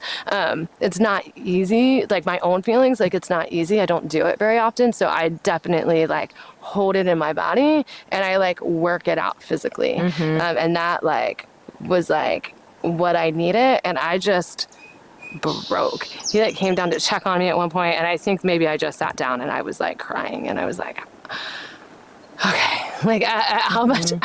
Yeah, did you more dish it out? Was it a breaking of, like, I've physically broken and now I can break down emotionally and tell you everything that's going on, or it was just physical break and it was just physical break, and he was pretty much crying, like, release, and then back to business. and he's like, you don't even want to be with me, like, I don't know what to do for you right now. So, like, we just kept, like, hiking. And I felt great at that time, but I had just had that breakdown, and we joke about this all the time because we were sitting and you could see, like, the ridge, and it's one of those things where you're sitting there and I'm, like, looking around, and I, like, look up on the ridge and you see these little tiny dots moving around on the ridge, and you're like, and you look around and you're like, oh, that's the trail. That's the trail that goes up there. But I know that like, looks the worst, but I can see the finish line. I'm like, let's go. Got it. And so, like, Shane comes over and he sits down next to me, like, hoping I'm, like, in a better space.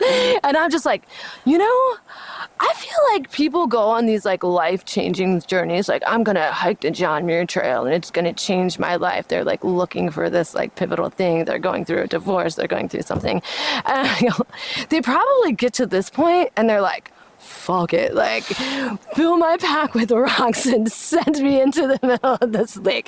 I'm like, she's like, like, are you okay? And I'm like, I'm fine, but I'm just saying, for other people, like, because I feel like I pulled my shit together, but not everybody does. Like, what happens here? Like, have other people sat here and, like, thought this? Like, this is crazy. So that's kind of, like, our joke. But, like, that, I mean, and then, like, we finished the hike, and, like, Anne started, like, just, like, talking about us and things, and, like, really, like, sharing our feelings. And then, like, when we got off the trail, we headed back to Portland to the airport, and I was just like, what if I don't go home? Like, what? Because I realized, like, this relationship is really important to me, and I'm making really bad decisions, and if I want this to work, like, I need to commit to, like, doing what I need to do to make it work. And if I have the distractions, like, I'm gonna fall back into, like, old behaviors. Like, if I want this to work, I need to commit, and I need to, like, be here and see if this is gonna work. Because I'm a better person here doing this. Yeah, I just knew that I needed to change something, and if I did care about him and I wanted to make it work, that, like, I needed to commit. I needed to change what I was doing, so that became the priority. And he was like, after that whole thing, he was like, that's great. We'll just live in my RV. And I'm like, okay, I'm quitting work tomorrow. Holy shit. Was this, like, the first time you guys had spent extended time together?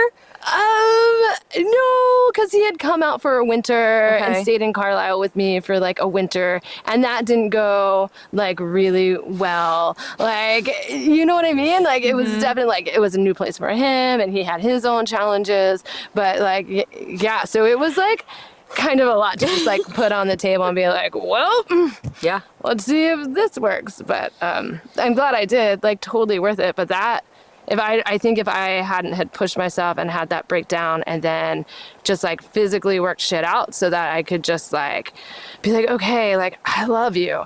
Like, I just want to know, I just need to know that you care about me, you know what I mean? And he's like, well, I already told you. I'm like, you've never told me. And then you know what I mean? And like, if that didn't happen, like, I probably would have, like, gone home and never talked to him again. Damn. So I don't know.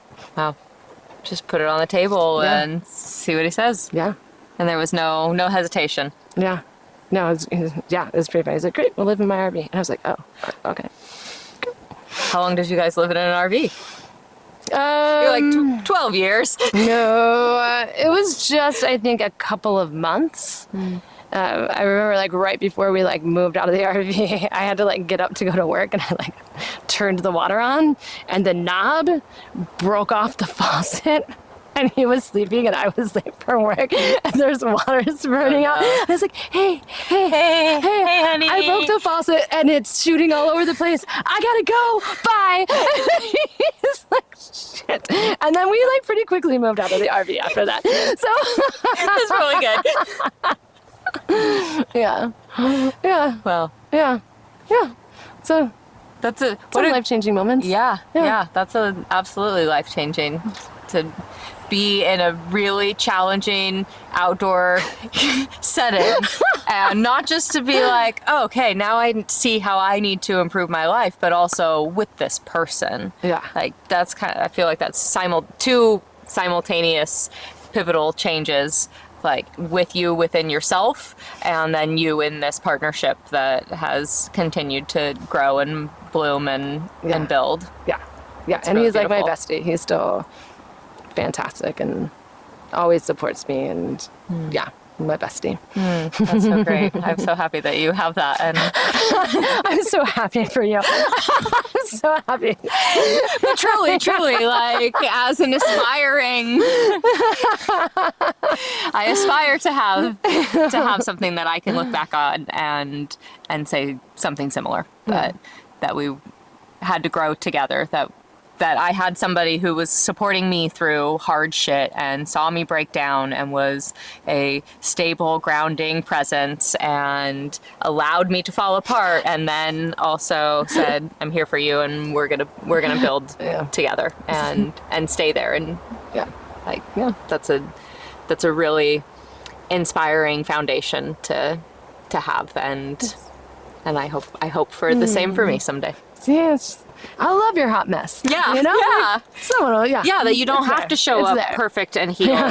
And you know, as we were talking about earlier, in my newfound awareness about a pattern that I'm experiencing and feeling the need to fix, like, and also recognizing that I don't have to fix everything about me to be worthy of a loving partner. Oh. That I can show up messy and still broken, and the right person will want to lean into that and help me fix myself. That I don't have to do it all by myself. No, and I think that's part of the thing, right? Like, we're not. If someone's searching for perfect, like that's like not realistic, right? Like, you just like on FT programs, like we need to accept people with what they bring in, and we don't even have to. You don't even have to change it. Like, it can be fully and authentically you. It just needs to be someone that like understands that and can like be in that space and like appreciate it and just like know how to like interact, because it is what makes us us, right? Like, we learn lessons from all the experiences that we have and all the shit that we're going through. And I think the important thing is to like learn the lesson and then figure out who we want to be and like take that to like fail forward or to like learn and grow. Like, but people need to be right, because everyone has their shit. And it's unfair for someone else to be like, I'm going to show up with all my shit and I have a history, but like you can't have history and you can't do it. Like, we're all right. Like the shit fibers has that to make come you together. you. It's like you can't just pluck one of the fibers out. Like, they're all there. You have to appreciate it all.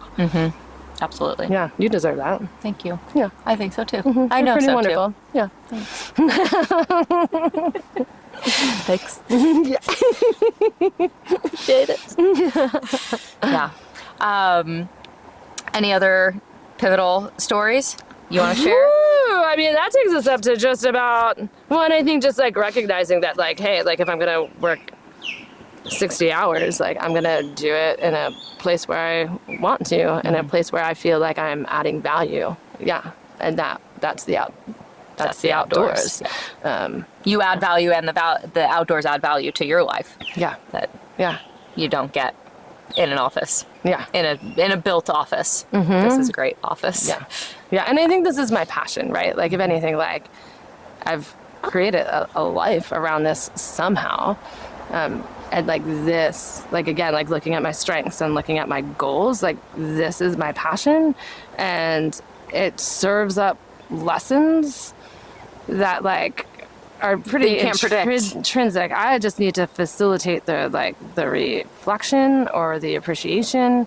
And so I feel really lucky that I am able to take my passion and take these places that are just really special and have been really like defining for me, and like invite other people in to have an experience in those places or a new appreciation for them. Like, I don't take that lightly. Yeah, it just feels like a gift that I get to do that. Completely Besides agree. having this be my office, which is a whole another level. Yeah. I was just starting to think about, like, in a classroom, you have to build a lesson plan. You have to build, this is the lesson you're going to leave class with today, is how to do this, or how to think about this, or how to explain this. And in the outdoors, the lessons just kind of present themselves. Maybe it is like, okay, today we're going to learn this hard skill. We're going to learn how to paddle a kayak, or we're going to learn how to dress a wound. But that's like such a tiny part of the lesson that's happening, and the lesson plan is to just plan for lessons to appear and respond to them. And find that everybody can have a different takeaway from that too. Everybody's going to learn something a little bit different, and then everybody can learn from each other, and the lessons compound on themselves. And where you thought you were just going to learn how to dress a wound, now you've learned 50 other things from the different ways that people are interpreting and experiencing, and bringing in new what ifs and incidents. And it's such a more expansive learning environment. Yeah. That you can't predict, but also you can kind of control and respond to. Yeah. Taking advantage of those teachable moments. And I love it. Like, in my classes, I'm always like, because I think as an instructor, people like kind of put you on a pedestal. And like other folks come to my classes that have their own experiences, and they might have another technique that is like totally awesome. Like bring it. Like, let's talk about it so we can learn from each other. Like, I'm sure you would rather hear something from a classmate than like listen to me stand up here and talk. But I think it's the time in the field, being able to like facilitate or like navigate and like pull those things out to like guide what's happening, right? Like, I do think that I'm like a facilitator versus an instructor, and that changes sometimes. But just being like really dynamic and knowing like when I need to like instruct and give very clear instructions and expect that to be repeated, and then building to, you have the knowledge, like we're going to apply it in another way, and then like stepping back and saying, you have all of these things, like now you all get to decide how you want it to look and how you're going to execute, and then we'll talk about it at the end of the day. Like, being able to like, delegate or coach, or just based on like the conditions that you're in. Because there's so many ways to do the same thing, which is different than in a classroom setting. It feels like there's one way to do this. There's one way to solve this problem, and we're fixed on that. But out here, there's 100 ways. I mean, there are things that do need to be done a certain way for them to work. A knot needs to be tied correctly for it to hold. But there's hundreds of different knots that could be used for any scenario, and a lot of them can work the same way. And so what one person uses is maybe different from another, but it still works. And it kind of breaks away that like rigidity of things can only be one way. And say, no, there's nuance to it all, and anything can really happen. And they're so chatty. You totally know who that is. It's Uno and Z-Dog. Uno! Uno! What's up? We know you. It's our podcast. Yeah, come crash the pod. We're just talking about how much I love kayaking. Oh, good. We love kayaking. Hey, we love kayaking. How funny. Dude, we totally knew it was you by like the whole commotion that was happening down the river. Hold on 1 second. Oh yeah, can't. Is he deaf in one ear? I don't know. Uno? I don't know. Are you deaf in one ear, Uno? What's that? Are you deaf in one ear? I mean, I'm kind of deaf in one and totally can't hear in the other. You're fine. Jimmy, you're fine. We invited him. It's all right. It's okay. He's invited. He's fine. Just ignore him. All right. Pretend he's invisible. All right. And then then he'll chill out. You're good, bro. You're good. Oh, it's okay. Welcome. Hi. Hey. We're doing great. We're about to our wrap-up questions. Do you guys want to observe the wrap-up? I mean, is that cool? Yeah.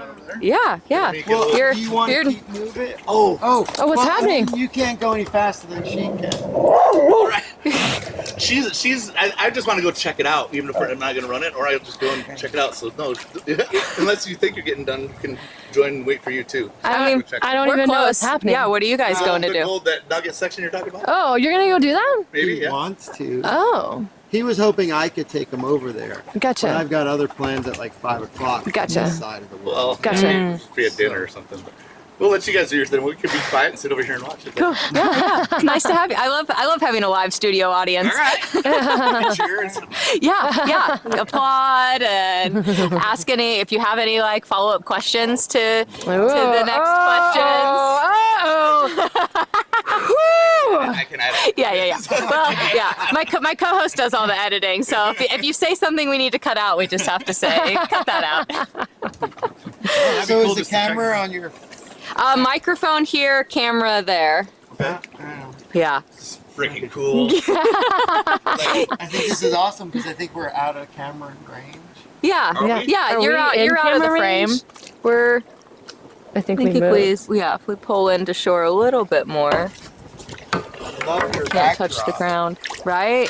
What a great studio. The outdoors. Good thing she doesn't charge. The owner doesn't charge a lot. Yeah, I know. She just charges blood, sweat, and tears. Dedication. Dedication, love, devotion, respect, humility, adventure. But otherwise, not nothing. Yeah. No money. All emotions. Yeah, no money. No money. No money. No money to be. Yeah, that's. You don't need money to go outside. Just Broke, hungry, go and happy. outside. just go out. Just Go go outside. Just go outside. Hungry and happy. We don't want to be hungry though. Nah, We want to be I'd still be happy is all I'm saying. true. Good. You don't get hangry. I do get angry. Okay. Well, I guess you're right. Yeah. We want to be abundant and fed and happy. Yes. That's the best. Okay. All right. Our wrap up questions are,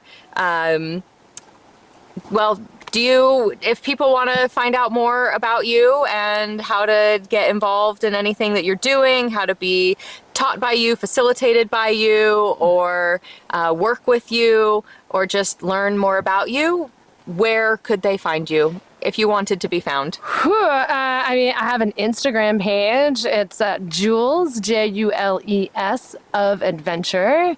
I don't post very often, but I'm sure I'll be posting more, especially as Worlds are coming up and we're training for Malaysia.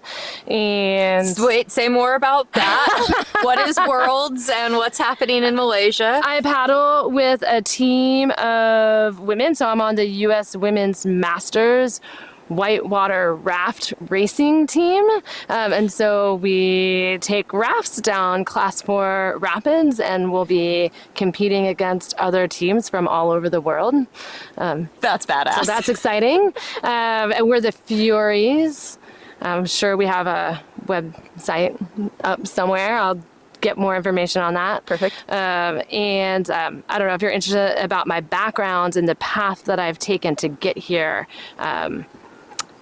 Julia Conrad Impactful Experiences is my LinkedIn profile. Awesome. We'll put it in the show notes so people Yeah, can yeah, learn yeah. more about you. Yeah, and then we have Stout Creek Outfitters is the outfitter that I own, and so kayak construction, rafting trips, you can check that out too. And if you want to put something together, we do mostly custom and private trips so that we can really connect with people and get folks the experience that they want out of their time out on the water. Awesome. And that's Stout Creek Outfitters based in Central Oregon? Correct. And Yep. only doing Central Oregon rivers? And Portland. Okay. Yep. Cool. And when our other wrap-up question, when your body expires and your soul leaves this plane of existence, how do you want to be remembered?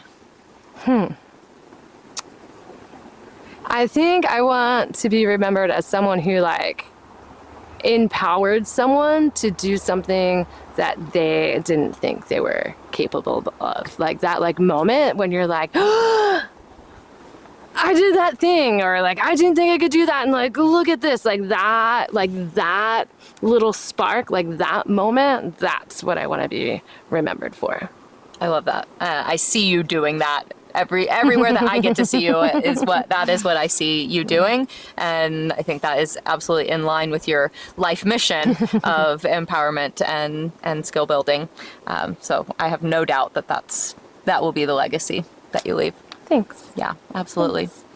And any advice for either your younger self or other young people interested in getting into the outdoors or essentially becoming as cool and awesome as you? Oh, thanks. Yeah. Myself, I think it would have been to like bring the medical into it, like stick with that, because that would have been a really great compliment to what I do. I just didn't know that it existed.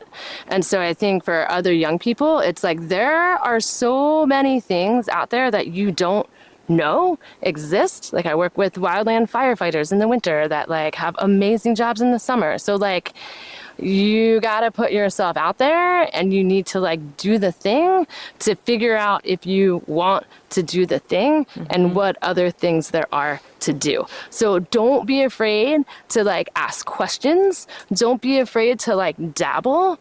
If you're curious, be curious and see if you can like shadow or do a ride along or tell me what that looks like. And start to like grow and pick those experiences, because the more like I think hard work and well-rounded having those different experiences just create more of a world of opportunity, and it can always grow, and you can always decide your direction if you have that foundation to work from. If you kind of like wait and let it get away from you, you're kind of like playing catch up. But the more you have, the more you can you've got those transferable skills. Yeah, avoid getting into a silo with any one skill set. Yeah. I love that. Yeah. Cool. Thank you. Yeah, thank you for having me. Any questions from the audience?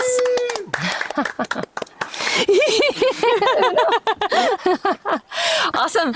Thank you so much for giving us this time today. You've been working nonstop for weeks and weeks and weeks and months and months and months, and I really appreciate carving out a few hours today for me to get to know you more and for me to get to share you with this audience. One of the great blessings that I feel in getting to do this podcast is that I feel very fortunate that like almost everybody in my life is an amazing outdoor enthusiast and an outdoor professional, or just an outdoor recreationalist.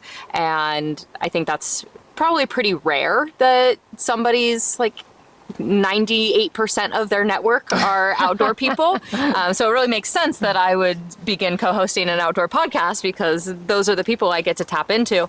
And that I see myself as a connector of people and like a conduit for relationships and information sharing. And I feel very fortunate that I get to get to know my friends more, and I get to share my friends with people, and hope that somebody out there will get to meet you through this and reach out and then maybe become a really good friend for you.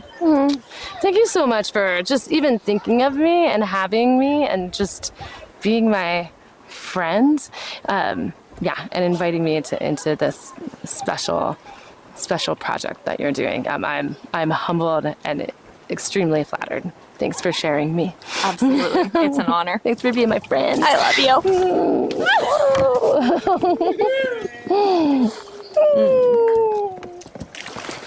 Oh, we're floating. The doggo is like, you're out. Let's go. Yeah, let's go downstream. Where are you going? And I need to grab the camera. And the dog. You're doing that. Yeah, thanks for joining in. Pretty lucky to get to meet so many badass people on Right? everybody I met is so freaking cool. That's how I feel too. Like, I feel like you're gonna have to be one of the next ones. yeah. Me? Yeah. Yeah, you're way more interesting than I am. Oh, pish posh. No need to compare. Everybody's interesting in their own Are you rights. kidding me? Look at Exactly. the true podcast. Like, I don't think you understand. Like, you think you're pretty freaking special. Thanks. Yeah. Anything can become a story. Anybody can be inspiring. That's like our main question being like, what's a pivotal outdoor experience that you've had? Like, it's up to you. It's up to the storyteller to decide what makes it pivotal. It doesn't have to be that like somebody died and I saved their life, or I almost died and somebody saved my life. I mean, those are my stories. Those are some of my stories. Yeah. But it could be that. Like, I'll give you one. Like, I got to run lava on my birthday, sleep at Tequila Beach afterward, and I got to do like, have you ever seen that raft trick where you knock somebody out of a hole? Yeah. Too Tall is getting worked. We got it all on video, like on GoPros. And I come up to her and I like kill my line, flip upside down, bump her out of it. We roll up together, campfire, all on my birthday. Next morning, Ring of Fire, their eclipse. So it was just like, they brought and for my birthday, they brought a cactus down, full of little shots in a little, I play soccer, or like soccer a lot, and they had Messi jerseys. So they kept this pinata the whole way down the river. I'm super high right now, too. The whole way down the river until we got to lava, and they bust this thing out and then made me a cake. Like, What? That's an amazing birthday. That's so fun. see? Like, Pretty pivotal that's- to be in Grand Canyon with cool folks from First Descent. wow. You know? Yeah. Oh. Yeah. Two Tall kind of orchestrated all that. And that's profound and pivotal, but not like scary, sad, Right. That's devastating. what I Like, was gonna- it could be anything. It was pivotal in the sense like I was just getting back into like boating a lot again. Like I got super sick and didn't boat for a while. So that's kind of That was your welcome back to it? Just, sending the Grand Canyon? I'm ready again. Like it was Yeah. all the way back. Like I felt all the way comfortable again. Like ready to run anything. And like so that was like almost 2 years ago now. And Okay. I've been going pretty freaking hard again. Dang. Yeah. Dang. Making up for lost time. Yeah. Well, you paddled some big stuff Oh, yep. before, yeah? Yeah. Oh, tons of like that was. Yeah. Yeah, I've done. I love it. Yeah, I've done some things. Yeah, clearly I need to get you on for an episode. Yeah. So Yeah. this is not the end of Uno here. Yeah. I don't know. It's gonna be pretty hard to edit, I think. We'll wait till you're not high. Yeah, we'll take you sober. I'm like, You're great. I'm high right now. You are. I'm like grateful, like so I'm getting all these feelings. Oh. Like, right into them, and they're doing a podcast. Like, sorry. No, it's great. We love it. No need to be sorry. We're stoked. Fucking awesome. It's their life on the river. Those synergies just happen all I guess that. so. You don't make it happen. I love it. I'm like in an excitement mode right The now. fact that you're in your kayak floating down the reason is the reason it happened. And they're like, you don't know anybody here, No. but you're floating, and the only people that you know. And I was just like, what the fuck? Who knows me? Fucking straight across, like the glares were real weird, sort of shadowy. I had no clue who was even yelling at it. I love you. Like paddle over to your name. I only know like 3 people here, so I must know them.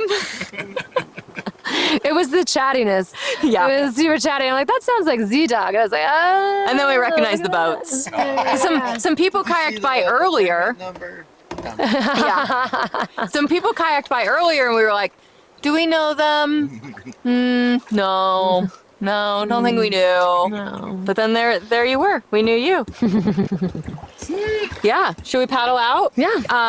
How possible are you able to R1 and I film our paddle out? Yep. I don't think I can paddle and film, and Yeah. I don't. I got you. Do you guys prefer that we let you be down? Like, or should we float down with you? No, float with All right, us. see, I didn't know if there's still like some other. Is this Carpenter's Island? This is Widowmaker. Widowmaker. Yeah. So Widowmaker. hope you don't have a wife, cause Where's Widowmaker? we're just above Almeida. This is that Alameda Rapid, Yeah. the one Yes, where we yeah. just like keep them left. This is the one they call Alameda. This is the one we call Widowmaker. Almeida Rapid is the one just below the boat ramp. Yeah, yeah. Oh, that's good to know. That's good to know. Out right at the river house. Yeah. I know that's totally me being just like, oh my gosh, I need it to be perfect. You could go down to the surf wave. You could take out at the surf wave. You know, What kind of, would you need to, you want a boat ramp access? no, that's I mean, yeah, you can take out at the surf wave. Yeah. Yeah. Go to the. You can. You can. We probably can't, but you can. I was under the impression that there wasn't any like. They don't want, yes. I see. Cool. They asked them to please not use that. Wow. The next time I pedal this boat, I'm gonna bring a sponge with. I'm like popping a wheelie. So much water. Can you tell me a bit about the type of paddle stroke that you use for this boat and this R1? Whoa. Because when I was watching you come in from chair, I was noticing it's not just a straight forward and down. No, yeah, There's some yeah. different like finesse movement motion in there. Yeah. Hey Chimmy, can I trade you spots? Chim, I'm gonna come sit next to Chimmy. Hopefully not tip the boat over. All right. Well, so I do. It's kind of similar to a sea stroke in canoeing. I start off with a little bit of a draw on the front with my catch. So I draw the bow of the boat towards my paddle lane. That way it just kind of counterbalances that forward stroke. And then I do my forward stroke. So I got my draw, my forward, and then I end with a quick little like pry, and I just do an underwater recovery. And so then this way I can kind of counterbalance the turn to the right on my forward stroke with that quick draw and that little pry. So cool. And when I come along, instead of just having a vertical paddle stroke, I even try to come underneath that tube just a little bit. Oh, like scoop it under the tube, under the water. Wow, that's so cool. But so in canoeing, that's that sea stroke.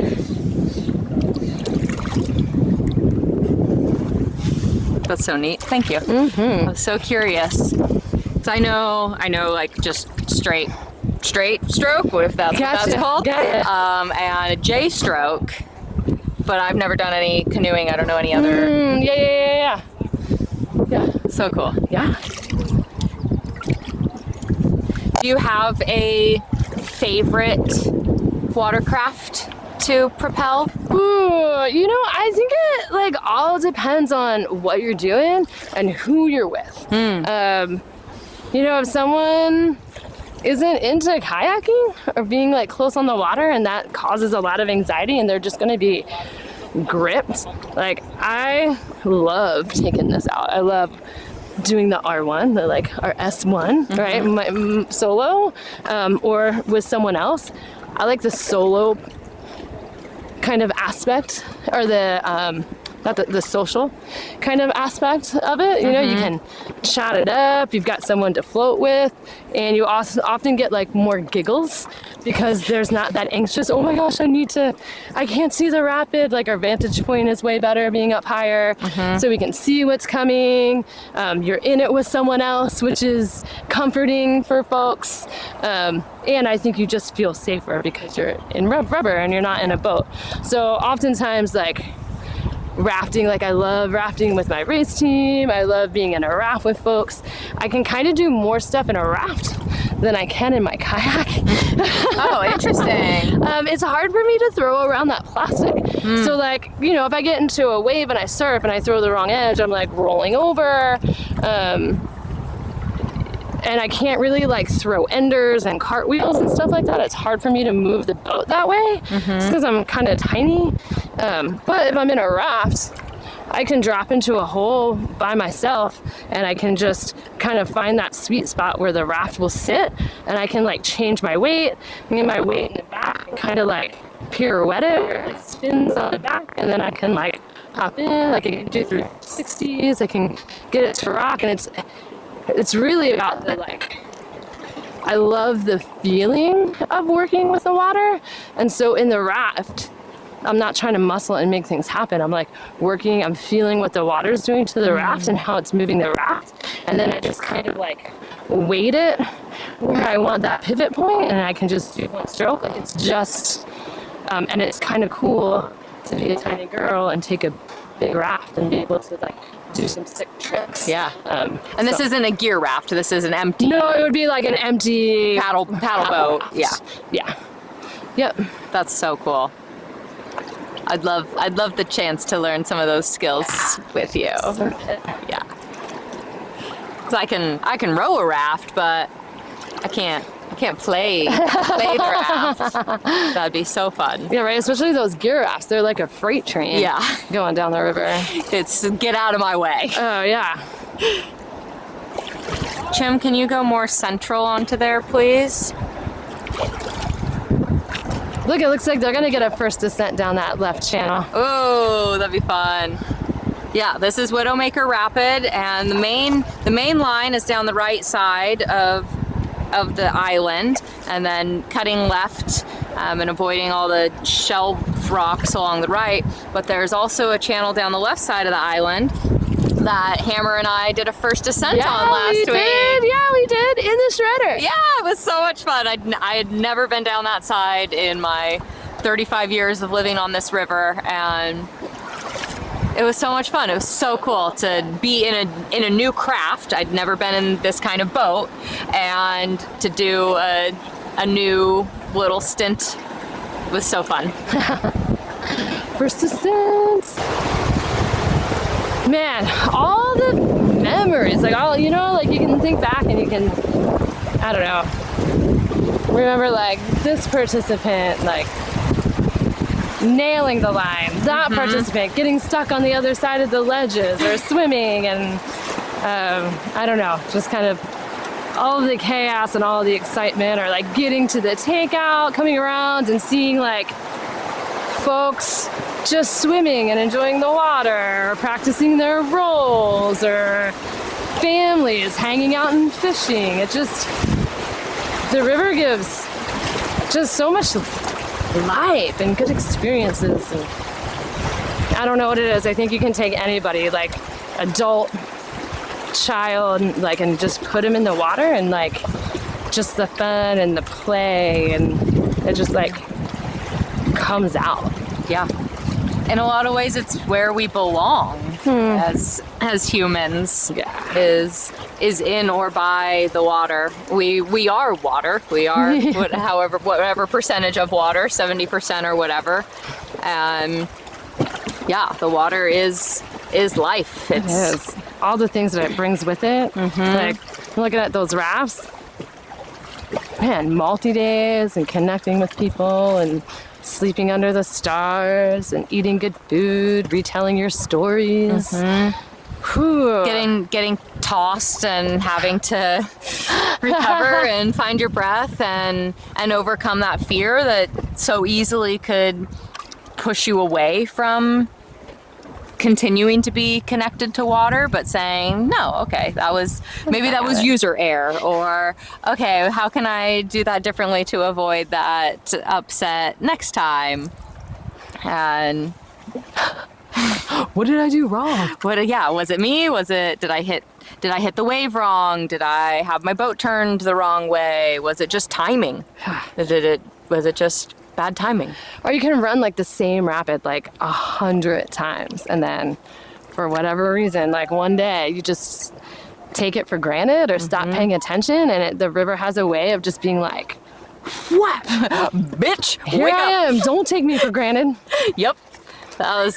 I'm still a force of nature. I